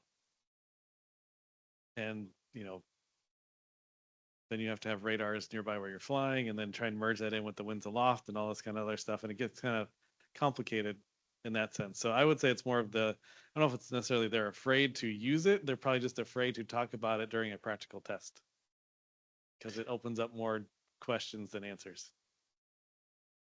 Nathan, can I jump in here and just for context, because we have a lot of Riddle folks in here who may not be familiar. We have online we have a lot of folks online and some really important people in this topic that are online, including Mr. John Steventon from the FAA, who I think you already mentioned and who put in several comments in here, who is from Flight Standards. And I think, John, you will not cringe if I call you the Aviation Weather Handbook point of contact at the FAA. So he's online, he's listening, and he's provided feedback. We have, with her hand up, and I'm going to give the mic to her in just a second, Jennifer Struzis online. She is, gosh, Jen, I'm going to mess this up now. You're the warning coordination meteorologist, right, at the Aviation Weather Center, and a member of the FPAW steering committee. And she too has been providing inputs y'all will all need to go to the chat and see what's on there. It's some really good stuff.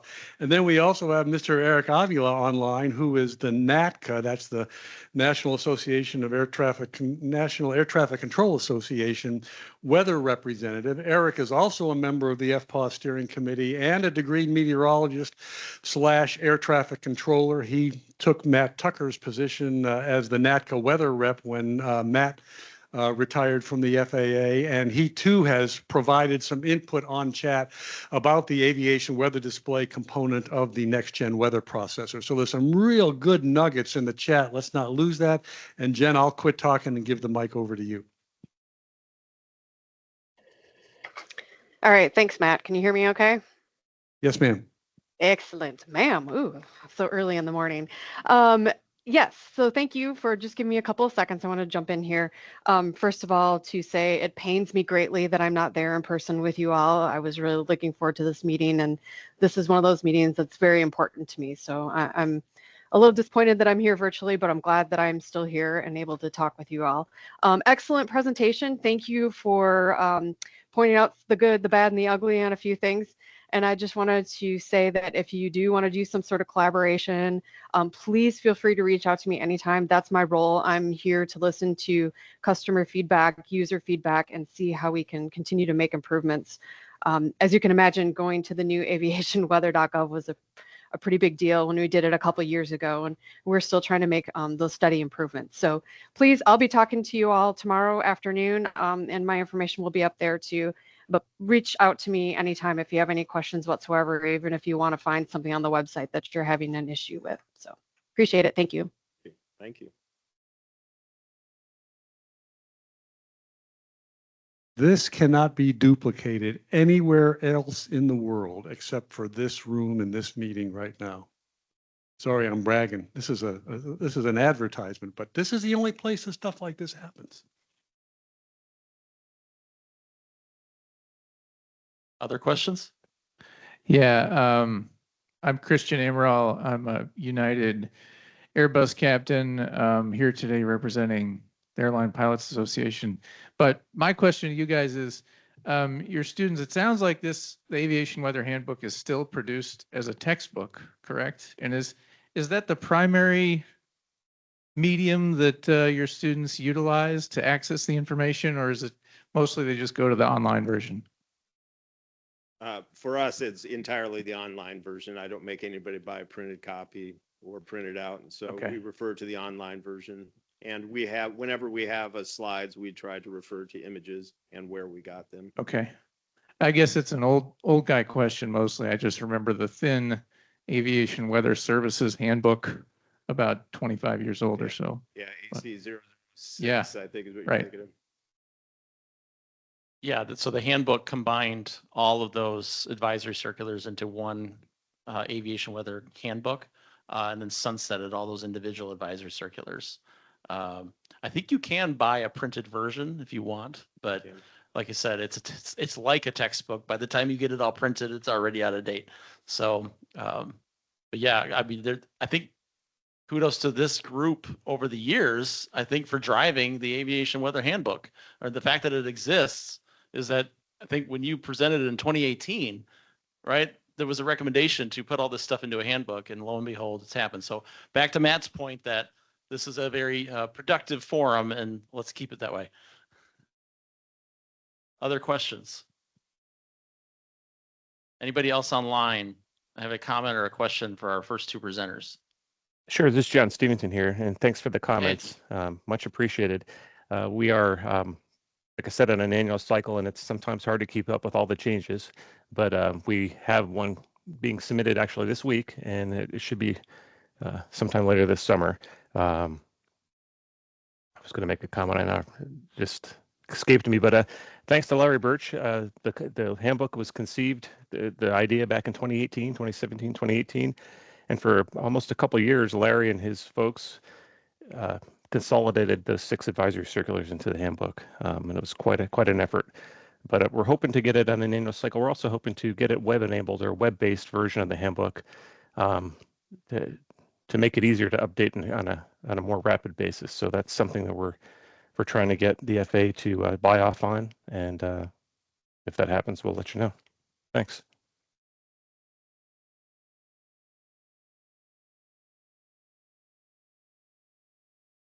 Okay, anybody else, comments or questions? We're actually running a little bit ahead, but I'll go ahead and turn it over to Gus. Oh, do we have a break? I'm sorry. Here I am, not even, I'm supposed to be, oh, wow, look at that. I probably just blew through our break. My fault. What kind of session co-chair? Where do you get these co-chairs, Matt? He had to go teach.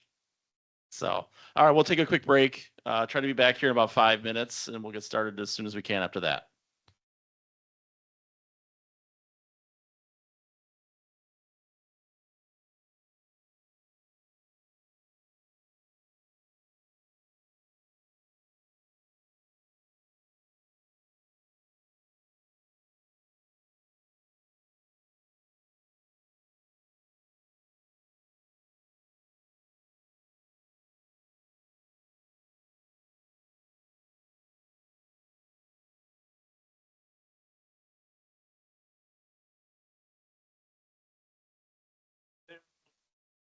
AWD? Yeah. No, yes.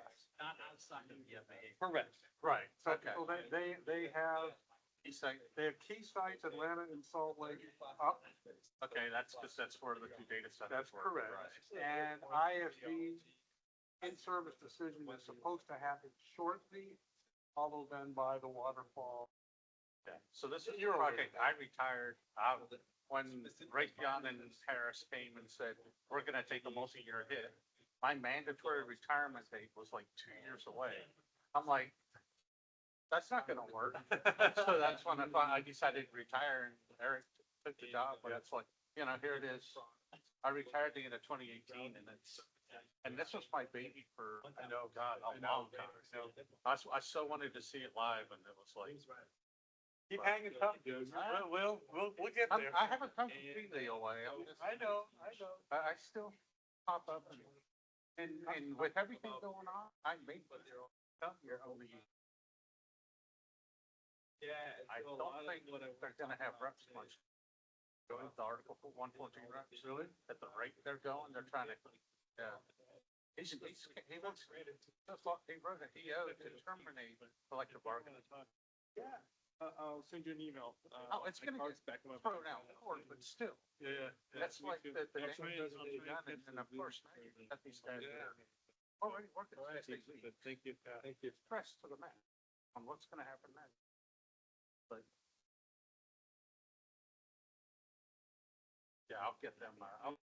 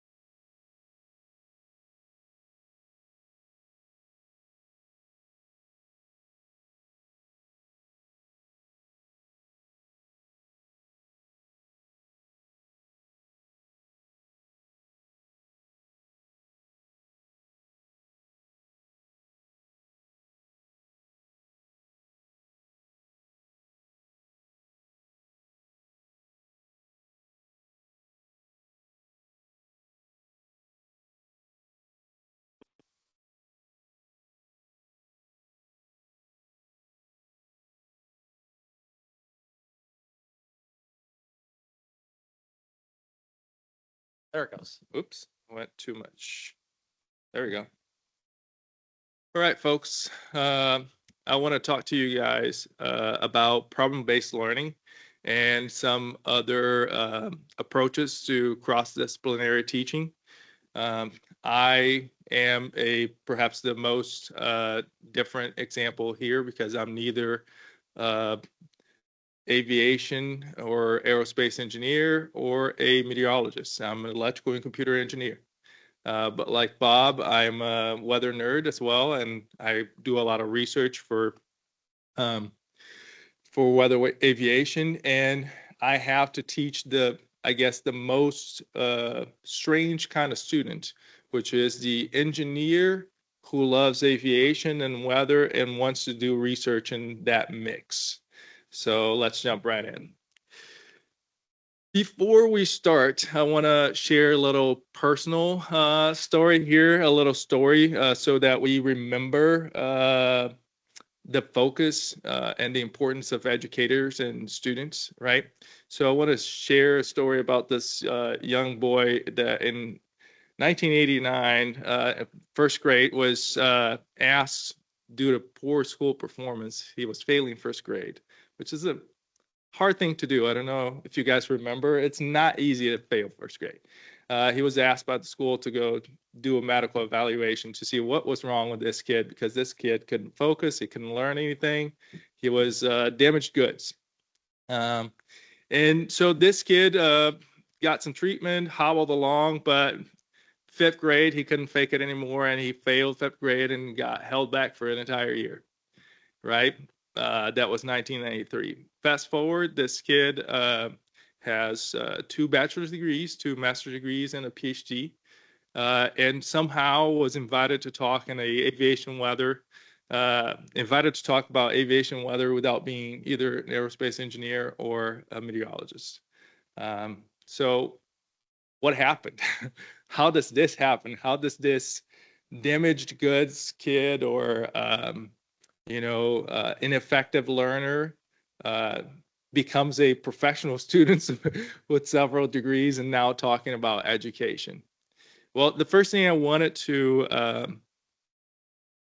I guess, give kudos and remind all those online and in the room is that what happens is dedicated educators happen, and that matters. So all of us who are teaching either in a formal role as professors or even informal roles as mentors, figures for other people, we matter and we can make an immense difference in people's lives. So I wanted to kind of take a moment just to remember that.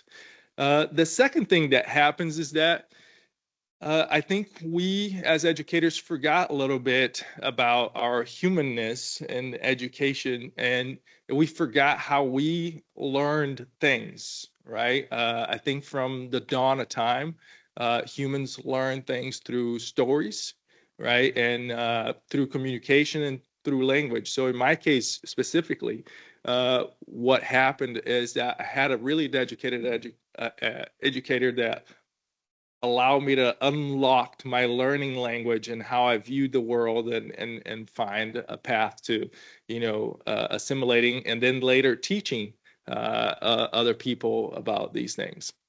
And so one of the topics that came from this vast experience as a student and that we saw brought up here today is that teaching and learning, I think, because we went away a little bit from this paradigm of storytelling, right, and sharing experience and activities, became pretty challenging, right? A couple of things that were brought up already in the previous presentations I want to highlight here. First, we are in a unique time of such a dopamine-rich environment where everyone has everything on their phones. Their phones are always with them, and you can even look at the entertainment industry and see how that's been changing in the last couple of years. Even when you try to entertain yourselves, We went, let's say if you look at YouTube, for an example,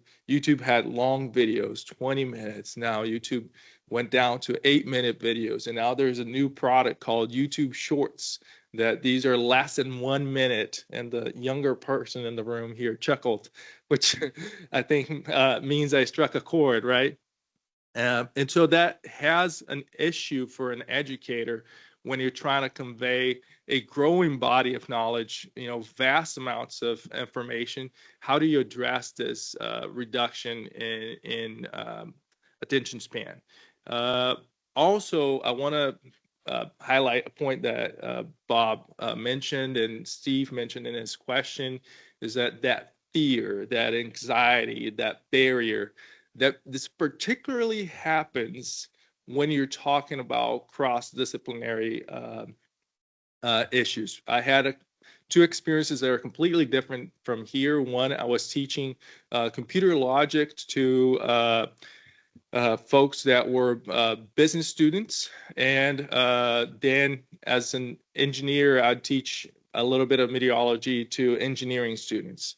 And so there's always that barrier of like, okay, I made a decision when I enrolled in whatever program or decided what kind of career path I was on, that I like these things and I hate all these other things because I'm afraid of them, I don't want to touch them, right? And as Scott also mentioned here, Tom as well, is you have the pilots that like weather and the pilots that only deal with weather because they have to.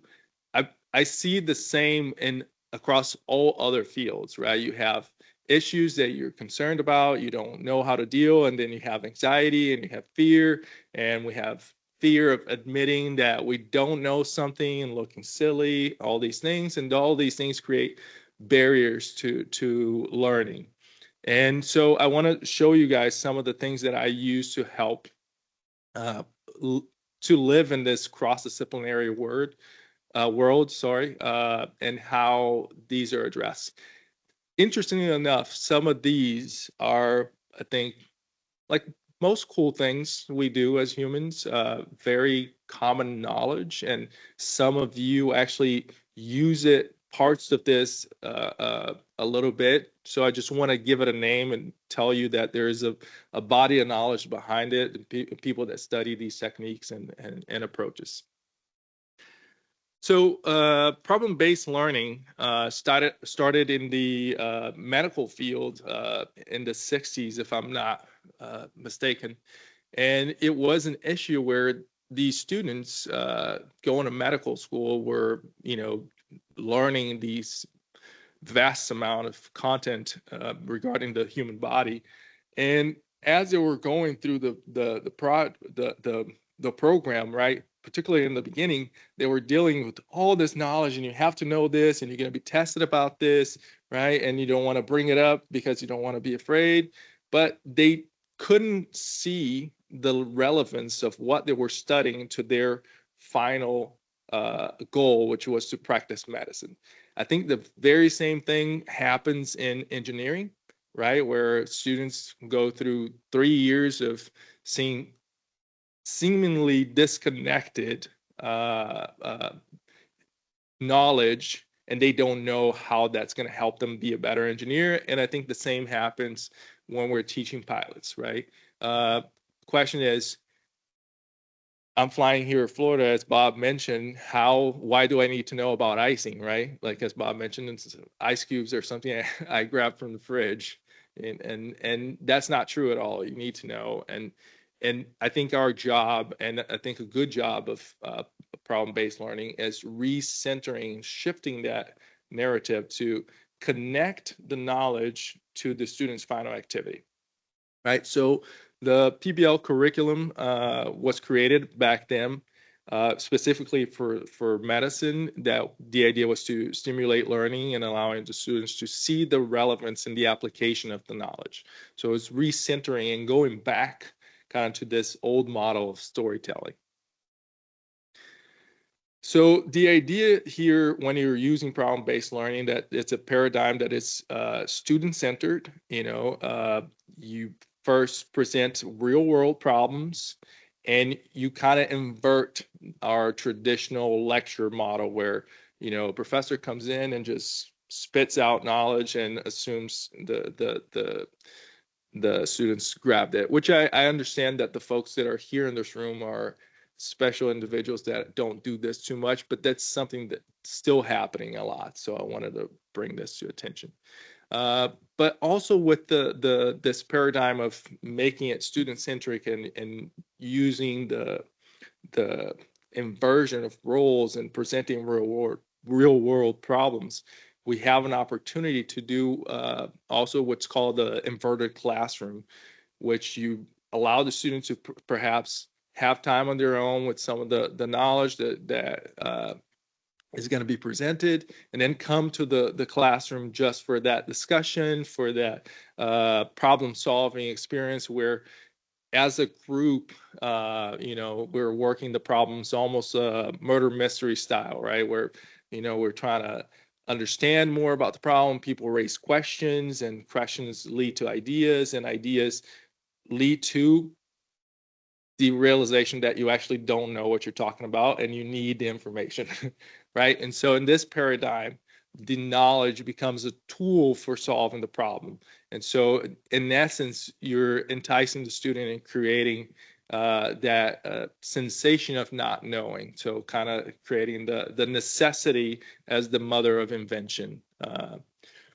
And so in this role, the teacher using PBL acts as a facilitator and is helping the students learn through the process of solving the problem. So we don't present the content directly, but you present the content as it's needed, right? And so students create a more intimate and direct relationship with the knowledge because they saw how that knowledge helped them solve a problem.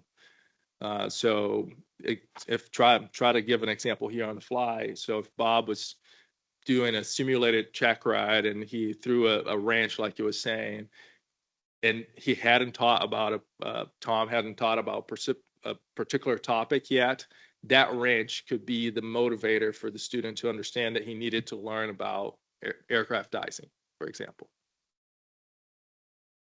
So in addition to using this inverted paradigm, a couple of other complementary approaches that I really like to use and that have been really helpful for me throughout my career as a student and my career as an engineer and now as a researcher is the idea of learning to fail, right? Because that not only addresses that fear that people have, right? Going back to the question earlier where the students are terrified to even bring up a new product in their check ride because they're afraid to fail. What's going to happen if they fail? What's going to happen? And so learn to fail is a critical role of the university, specifically now in a time where information is widely available. So why are these students coming here in the first place? What are they getting here that they can't get out of the PDF of the handbook that's online, right? What is that extra element? So learning to fail is one of those. And culturally is interesting because we have sometimes that never quit mentality. But one of the things I try to break with my students is fail fast. If you're going to fail, you want to fail as fast as you can. Especially if you're a graduate student, you don't, for example, you're choosing a research topic, you don't want to put a year of research and to figure out that research topic's not a good one. Fail as fast as you can and switch tracks and go do something else that works, right? But if you're going to fail also when you're doing things as I think it was Scott that mentioned earlier, right? He always asks the student, what is your backup plan? How do you fail gracefully, okay? If you're gonna fail, how do you fail in a way that is not catastrophic? And so have those plans set up and teaching the students how to work their projects and work their activities and work their knowledge so that they can create a primary target and a recovery track. And which leads to the last topic, which is learning to recover. So once you've failed, how do you get back on track? How do you get things back to the right place, which I think is an essential skill that we need to teach these students. Also, as a complementary approach, I like to use the competence building, particularly with problem-based learning, which in my realm of engineering is a little easier. And I honestly spent the whole week trying to come up with an aviation weather example, and I couldn't because I even talked to Sarah yesterday. It's like, Sarah, I'm thinking about this example. Do you think this would work? But I couldn't quite get it ready for prime time, but I'll promise to come up with a better example. But just to let you guys know what is competence building, the idea when you're presenting a problem, right, to have the students work, you want to, because of the anxiety, the fear, etc., ideally you want to do so in a way where you present the simplest version of the problem, have them create some intimacy with that problem, create some intimacy with some new skills, but very low level. Then you present the same problem later in a little bit more complex manner. And so the problem is no longer new. So that fear, anxiety, it's like, I know this problem, I know this issue, but then you use that extra complexity to add a new skill or something that's important. And then you present the problem in its final version where you want the student to be and the skills that you want the student to have by the end of the program, so that by that time they're completely confident and they're not only able to solve that problem, but then solve similar problems, bringing other tools and putting them together. So you're teaching them essentially how to learn, because as Sam was saying, that, you know, lifelong learner, you want these students to get out from your program and continue to develop themselves and continue to find solutions to new problems. And so the implementation of this looks a bit like that little algorithm over there, which is you want to do this, you want to determine the desired learning outcome. You want to associate the learning outcome with the student's primary activity, right? Let's say my desired outcome is to teach about aircraft icing. How does aircraft icing is associated to a cross-country flight, for example, and then create a problem that will allow them to understand the new knowledge, create a new skill, have the new language or technique, and build the competence through a set of more growingly complex problems, and then have them solve them one at a time. So a little example of what this looks like closer to my realm, which is unmanned aviation. So the desired outcome here for an example that I created was to understand the risks of variable wind profiles, and particularly the low-level jet. Okay, so please bear with me. So the student's primary activity is to safely pilot a UAS from the surface to 5,000 feet and back in visual line of sight, right? So this would be a remote pilot student. And so the problem could sound a little bit like this. You're performing a weather UAS profile with a fixed wing through a spiral ascent pattern in support of atmospheric sampling mission. When suddenly at 4,000 feet AGL, on the upwind leg, you notice that the weather UAS is losing ground. After a system check, you conclude that the aircraft is fine, but you continue to lose ground and the aircraft is becoming smaller, and you are risking a loss of control length there. So then the questions become, what is happening? What changed? Why the sudden change? What should you do? Right? And so through these questions, you can start talking about, like, well, you're flying fine up to 4,000 feet. So what happened at 4,000 feet? What could be happening in the atmosphere? You know the aircraft's fine, so this got to be an atmospheric issue. What atmospheric issues could be present there? And then you start talking and teaching about the low-level jet. And so that's the idea of creating the necessity and showing the student how the knowledge fills that gap. So in summary, I want to just highlight that different people have different thought languages. Dedicated educators have the power to change lives. And Problems can pique the curiosity and motivate students. Problems also create a relatable and common language, and new knowledge is acquired gradually as a tool for problem solving. That, I'll take any questions.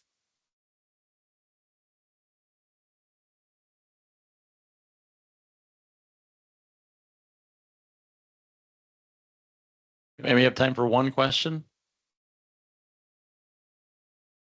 There's one in the back.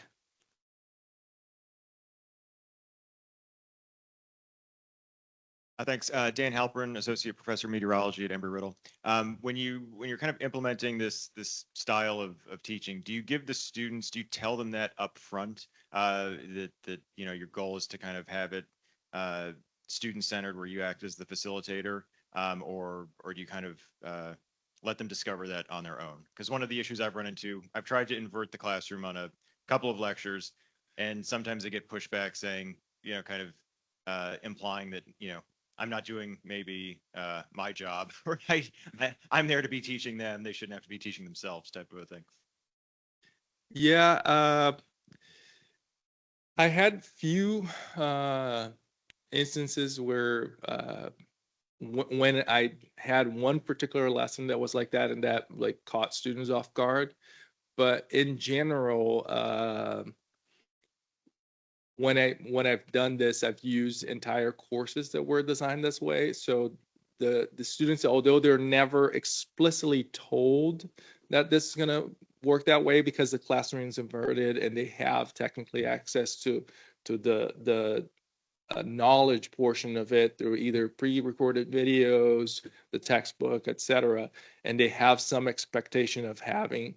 Well, let me correct what I'm saying. I tell them I expect them to know these things coming into the classroom. And so I give it to them as assignments, knowing that they're not going to do it. And so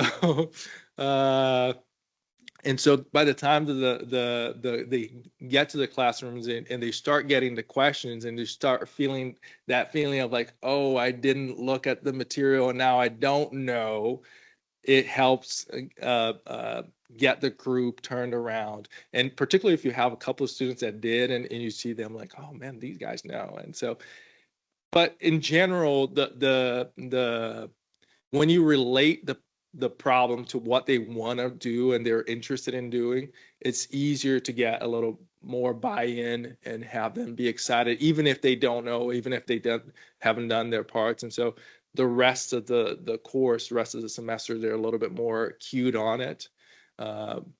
So that's usually how I use it. In one lecture setting, particularly, I do a little intro. I don't tell them that that's happening, but I do a little intro of the goal in general. And in the goal, I present the problem. So like, hey, we're trying to do this, and I naturally present the problem, so they kind of are guided into it without knowing. Yeah. All right, thank you, Gus. Oh, one more. This is cutting into lunch now, Mike, but just so you know. Sorry, when you invert the classroom, do you find they're doing the activity ahead of time appropriately, or do you find that, you know, you have slackers that are coming in unprepared? So that's super interesting because you have slackers and people that have real challenges, and you have people that are just not into classrooms at all. And so the interesting part of this methodology in inverting the classroom that I like is that if you're a student, you're super bright, maybe you're working in the afternoon, you have some other place to be, the material's all there, right? So they could go at it on their own. And I don't know if my boss is listening. I'm not super keen on attendance for the sake of attendance. I want people to be in the classroom that want to be in the classroom. And if they don't want to be in the classroom, I want them to get out of the classroom and give room to the people that want to and need to be in the classroom. So that's the first portion. The slackers often by mid-semester catch on to the fact that if they slack, they're not going to be able to get by. And I'm not afraid of failing people at all. Failure is important. I've learned a lot from it. And so I give it as a great lesson. But the people that I consider the most are people that are literally struggling. And that's I think the most interesting part, because what happens when you invert the classroom is, secondly, they have an opportunity to touch base with the material before the class, during the class, and again after the class. So I find that this multi-point contact with the material helps get to that concept that people refer to, like I don't know, is it 10,000, 40,000 hours to master something? But the idea that the more you touch a concept, it becomes less daunting and you start gradually getting it. And so it gives them that opportunity, but obviously, office hours and working off office hours with these students that really want to learn and are facing some challenge, ends up being the only solution at the end. Great, thank you. All right, I'm going to go ahead and turn it over to Beth. Why not introduce yourself? And while Beth is coming up, you saw Gus's opening slide with his story about this unnamed dude who was struggling at a young age, and now is presenting at FPAW. I just want to add, he's presenting in either his second or third, or heck, I don't know, fourth language. Okay, this dude grew up speaking Portuguese in Brazil. So there's some stuff going on there that we need to take into account and mentally give kudos to this individual. Right.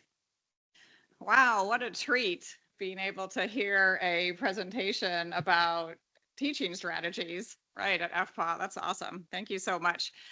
And also got to give a shout out to Matt. 100%. This is how we have the conversations that get us places, by including all the disciplines in one room, the meteorologists, the operators, the pilots, the researchers, such as myself, a human factors psychologist. So 100%. Thank you so much for inviting me today to speak.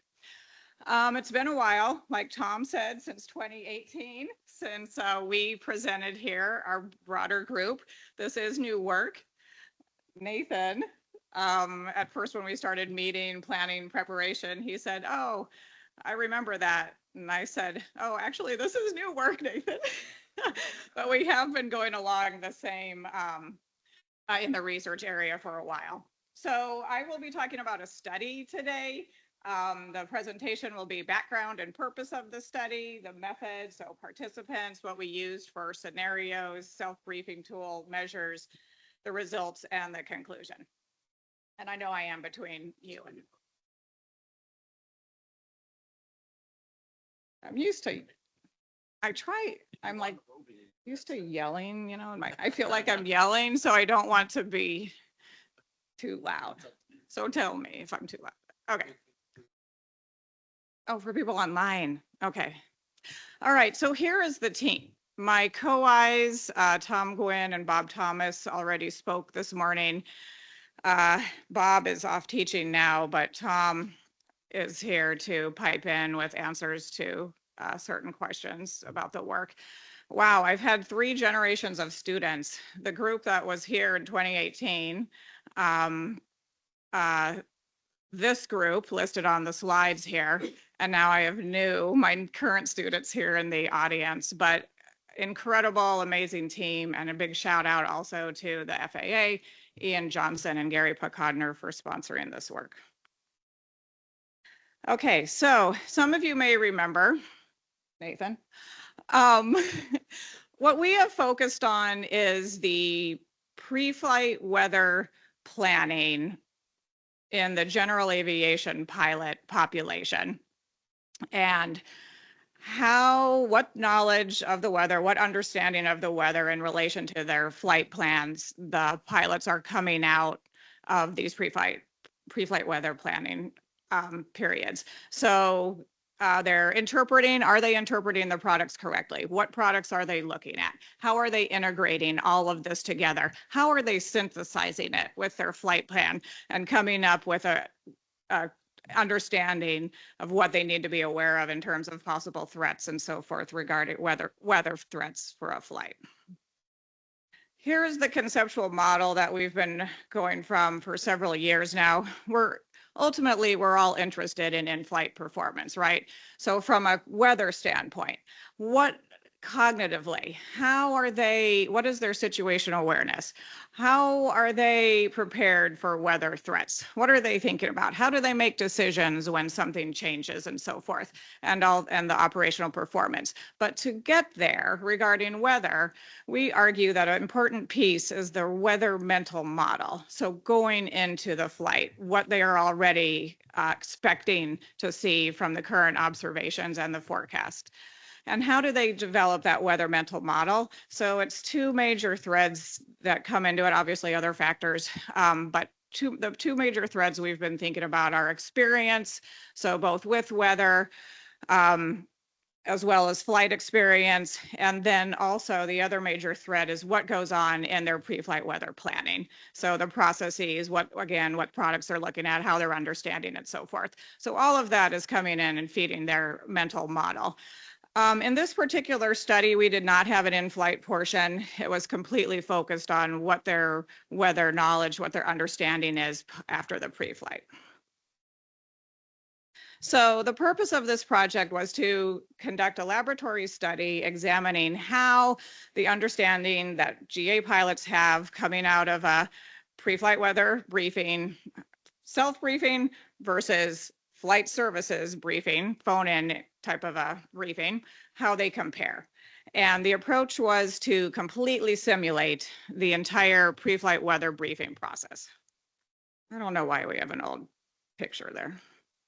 Okay, so the design for the researchers in the room is a 2x2 experimental design, which means we had two independent variables.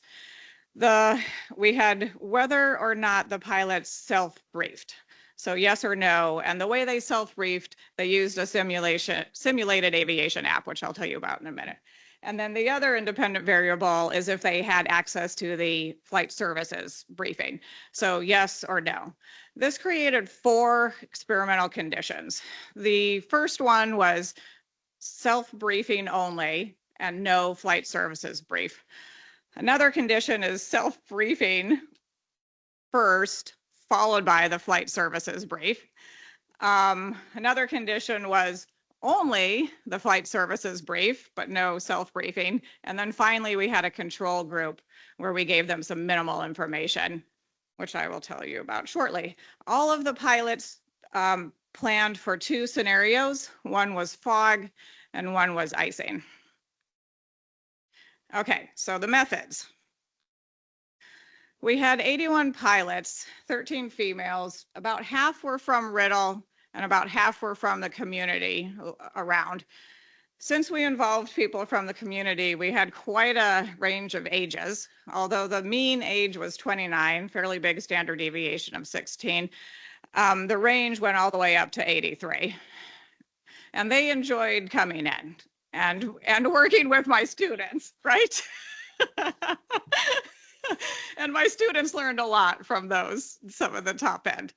So flight hours typically skewed, as people who research with pilots know, the mean 859, huge standard deviation, 2343. So a better measure of central tendency is the median, 250.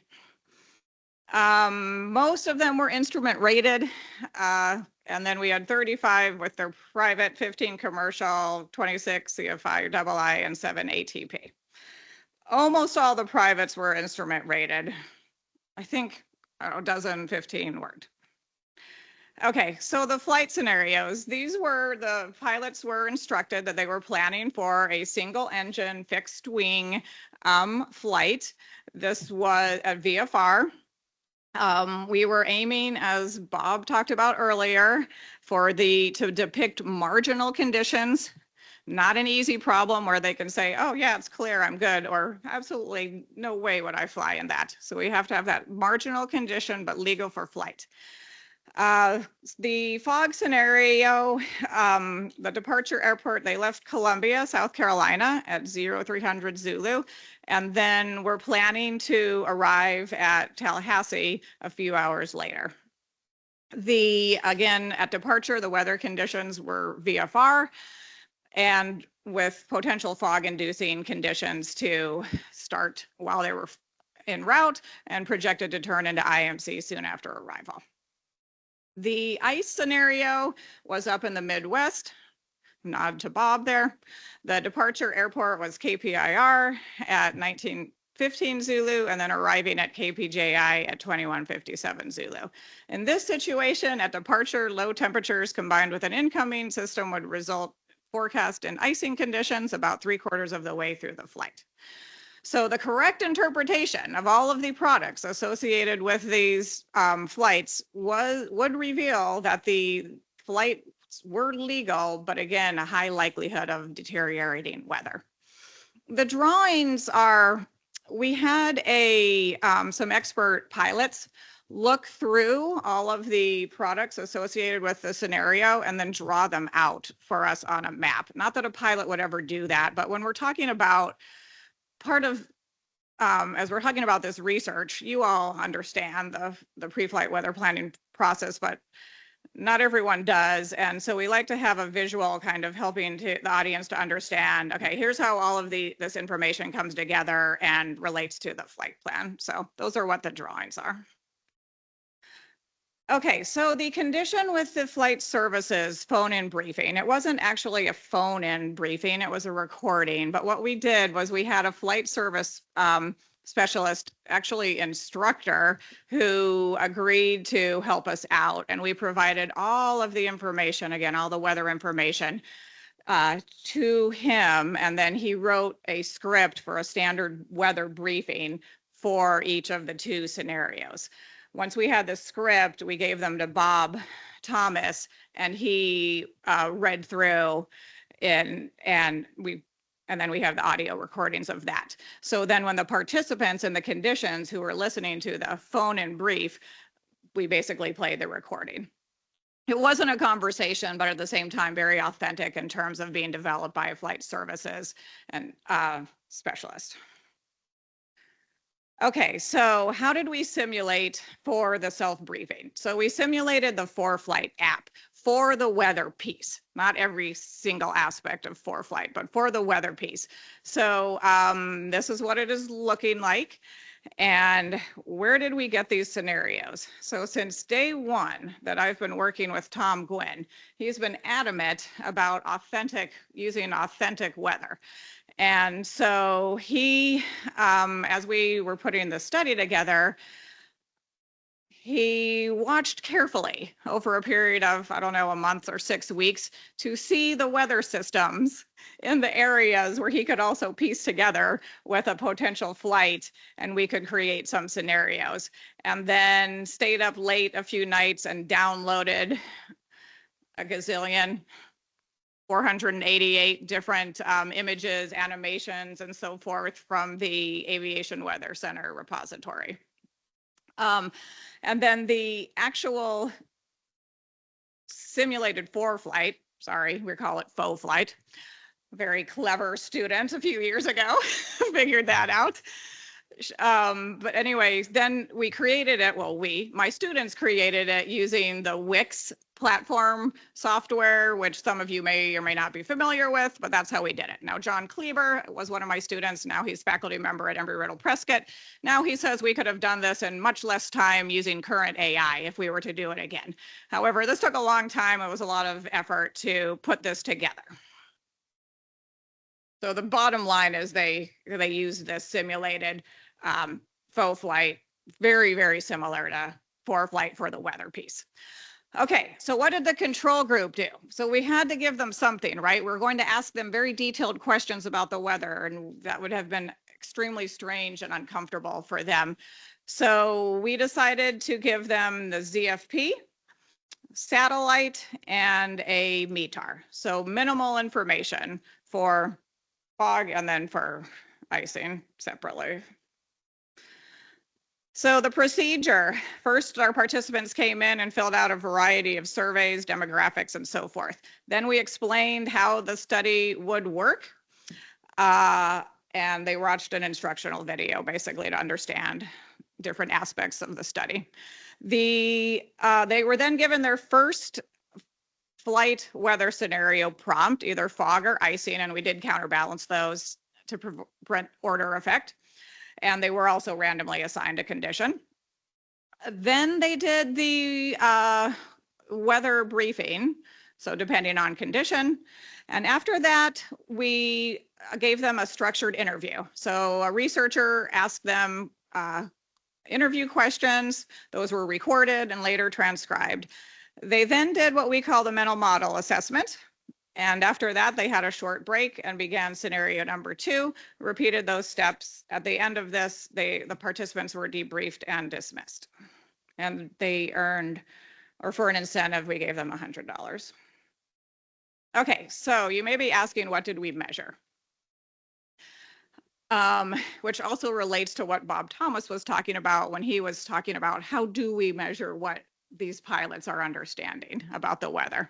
Okay, so we had 3 groups of measures: the spatial mental model measure, structured interviews, and behavioral observation.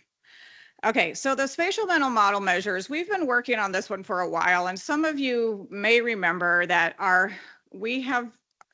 team has done considerable work using multiple choice questions with picture images of weather products and asking pilots to interpret, looking at usability of these products and learnability and so forth.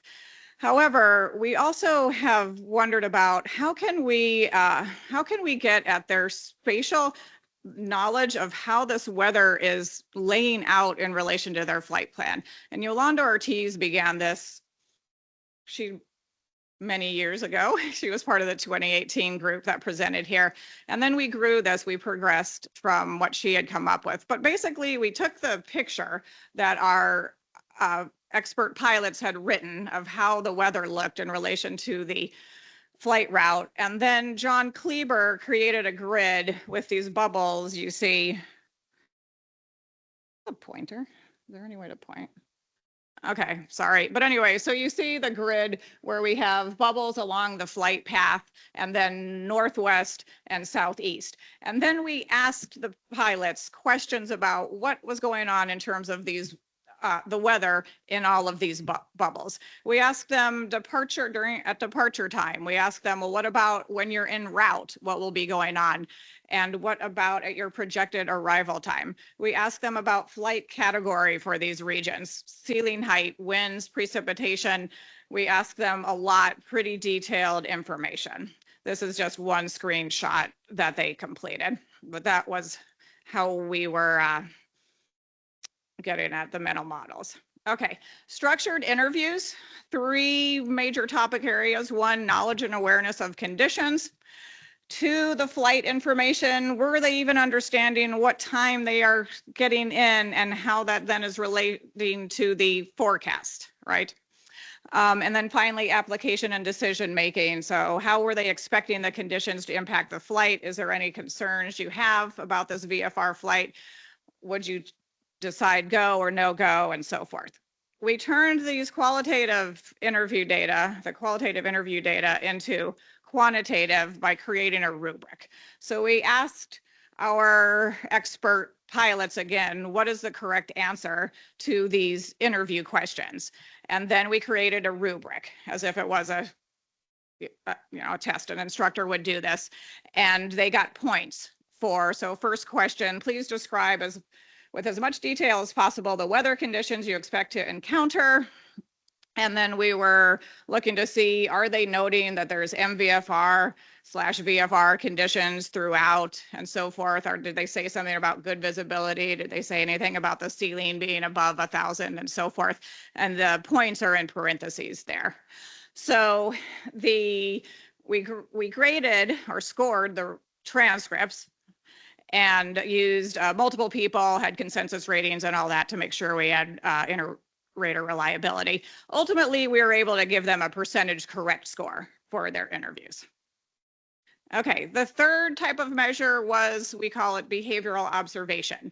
For the participants who use the self-briefing, either alone or in conjunction with the flight services briefing, these were the only folks who we got to observe on this. But we recorded everything they did on their screen, and then later went back and my students recorded what products were they looking at, how long were they looking at these, and so forth. So what they actually did. And again, we used multiple students and consensus meetings. It was extremely helpful to have lots of students wanting to get research experience with this project, so that we were able to do this type of work without having to have an automation situation going on. Okay, so results. How did the briefing types compare? My hypothesis was that the group that had the self-briefing, did the self-briefing and also listened to the flight services briefing would be the best in terms of understanding. That was my hypothesis. Okay, so the interview results, these are the means over here in this table. The interaction means, and what you can see over on the very right side, that is the control group. So no self-briefing, no flight services. For the icing scenario, their average percentage correct on the interview was about 25%. And then looking back over the flight services, so next to the left, the flight, is it your left? I hope so. Anyway, the no self-briefing in the flight services group came out almost 87% for their average. Then moving over to the self-briefing, but no flight services briefing, they had about 66%.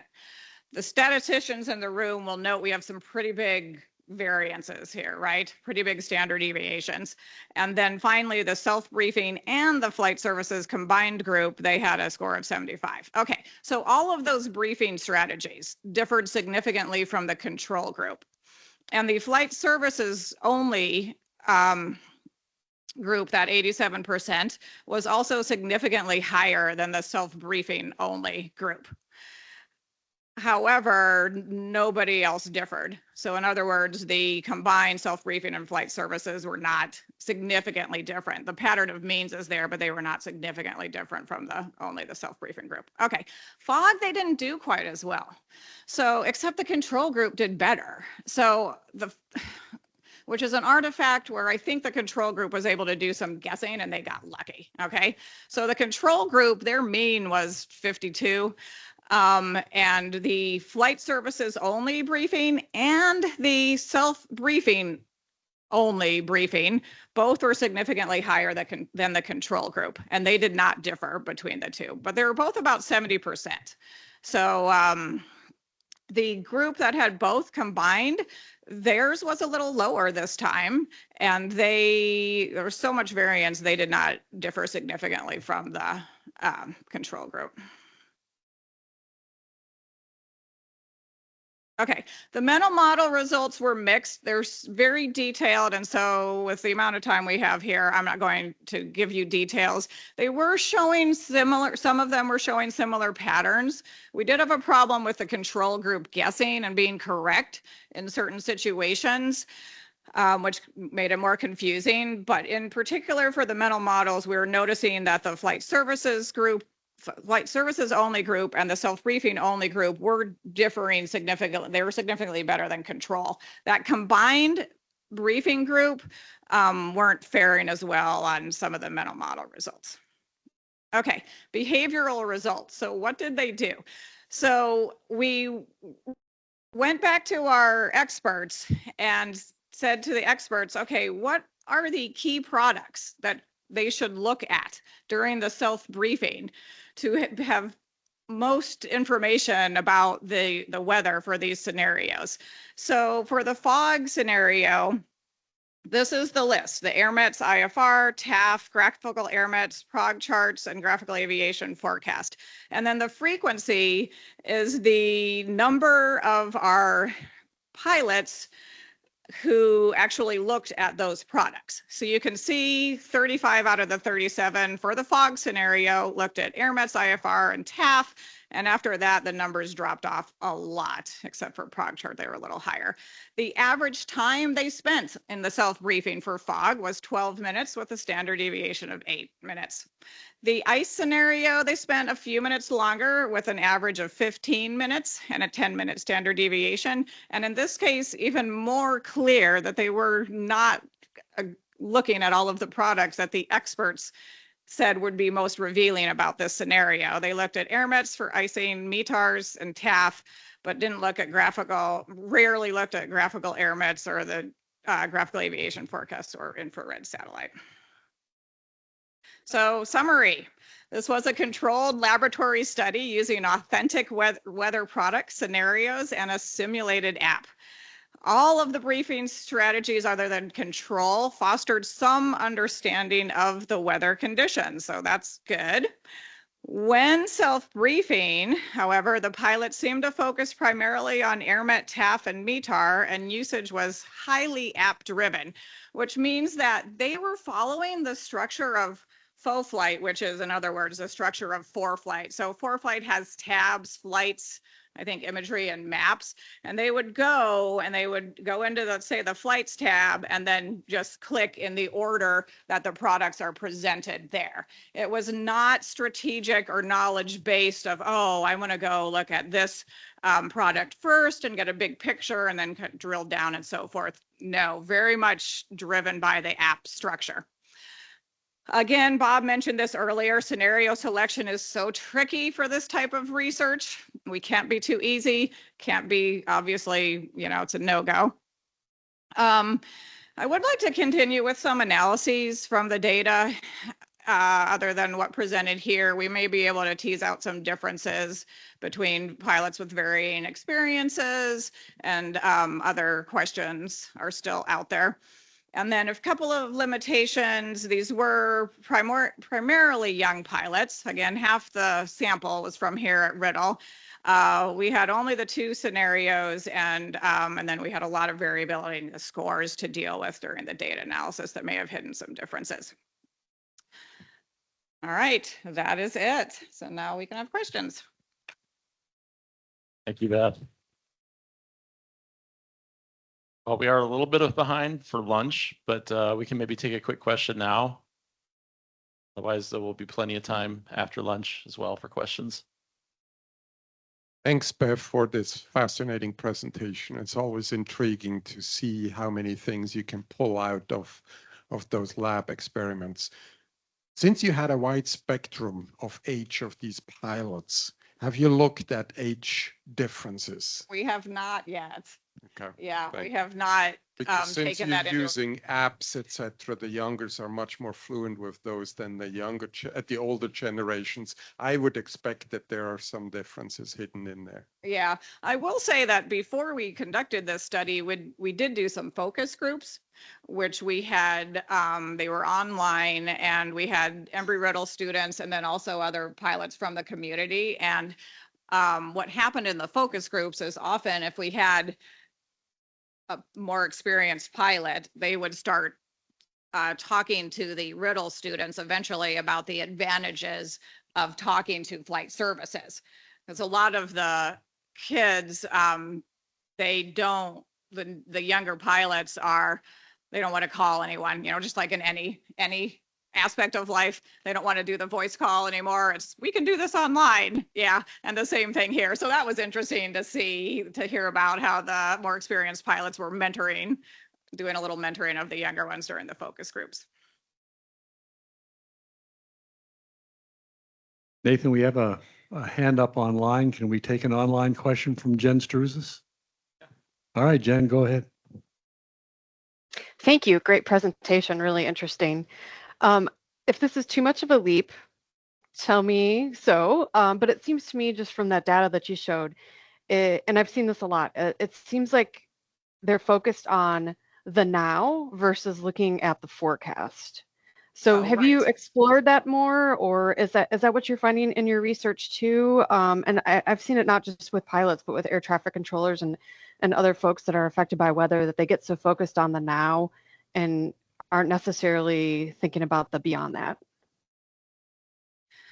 Yeah, so we have seen that pattern.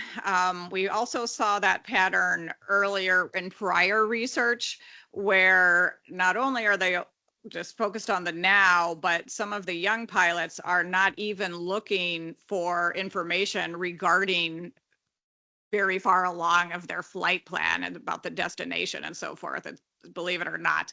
So we did, yeah, we did see some of that, but I would need to dig deeper into the data to talk more about it. Yeah, thank you. I've just always been really curious how you change that behavior. Because I've seen it Yes. as a pattern, but I don't know what to do about it. Yeah, Thank you. and I don't know if it's because it's probabilistic partly, which is hard. But yeah, we've definitely noticed that pattern as well. I would observe that this morning in the courtyard by Marriott at the breakfast table, we were having this exact conversation, right? As Nathan was commenting on the route of flight that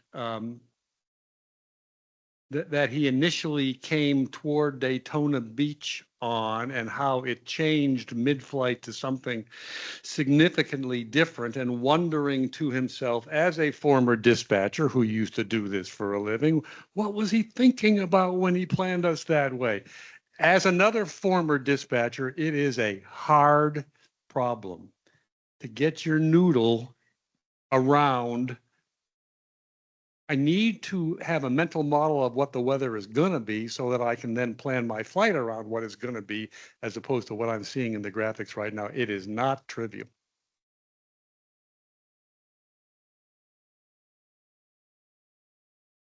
I just have one real quick question. Christian Amaral.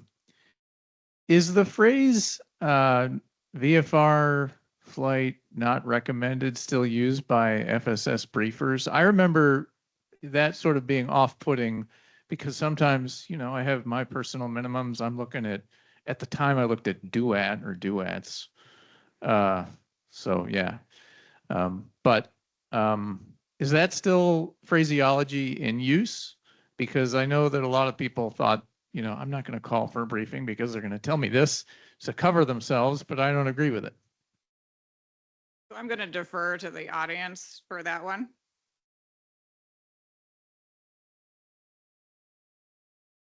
Hang on, give him a mic.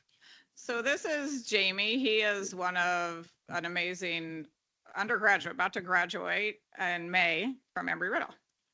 So I've had experience with that lately, calling flight service for different check rides. I don't use it regularly, but whenever I do call it, they'll say VFR flight recommended, VFR flight not recommended, or they'll give something on the regulation side, but that human aspect is still used very often.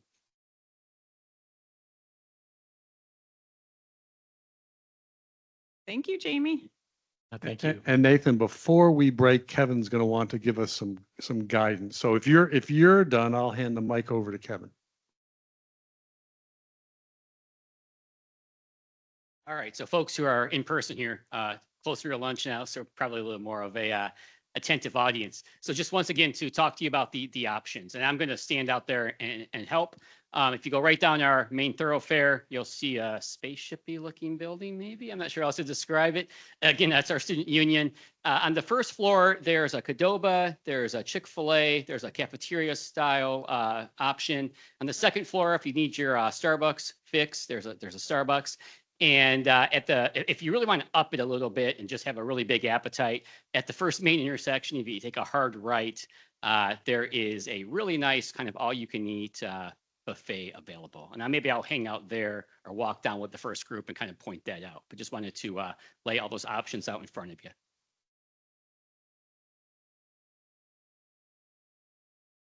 Okay, Nathan, your session. So I think we're supposed to be back here at 12:40. I know that's probably pushing it. So maybe let's try to be back here at 12:50 to start back up. So do your best to be back in the room at 12:50. Very good. Online folks, we will be away without leave until 10 minutes until 1 Eastern time.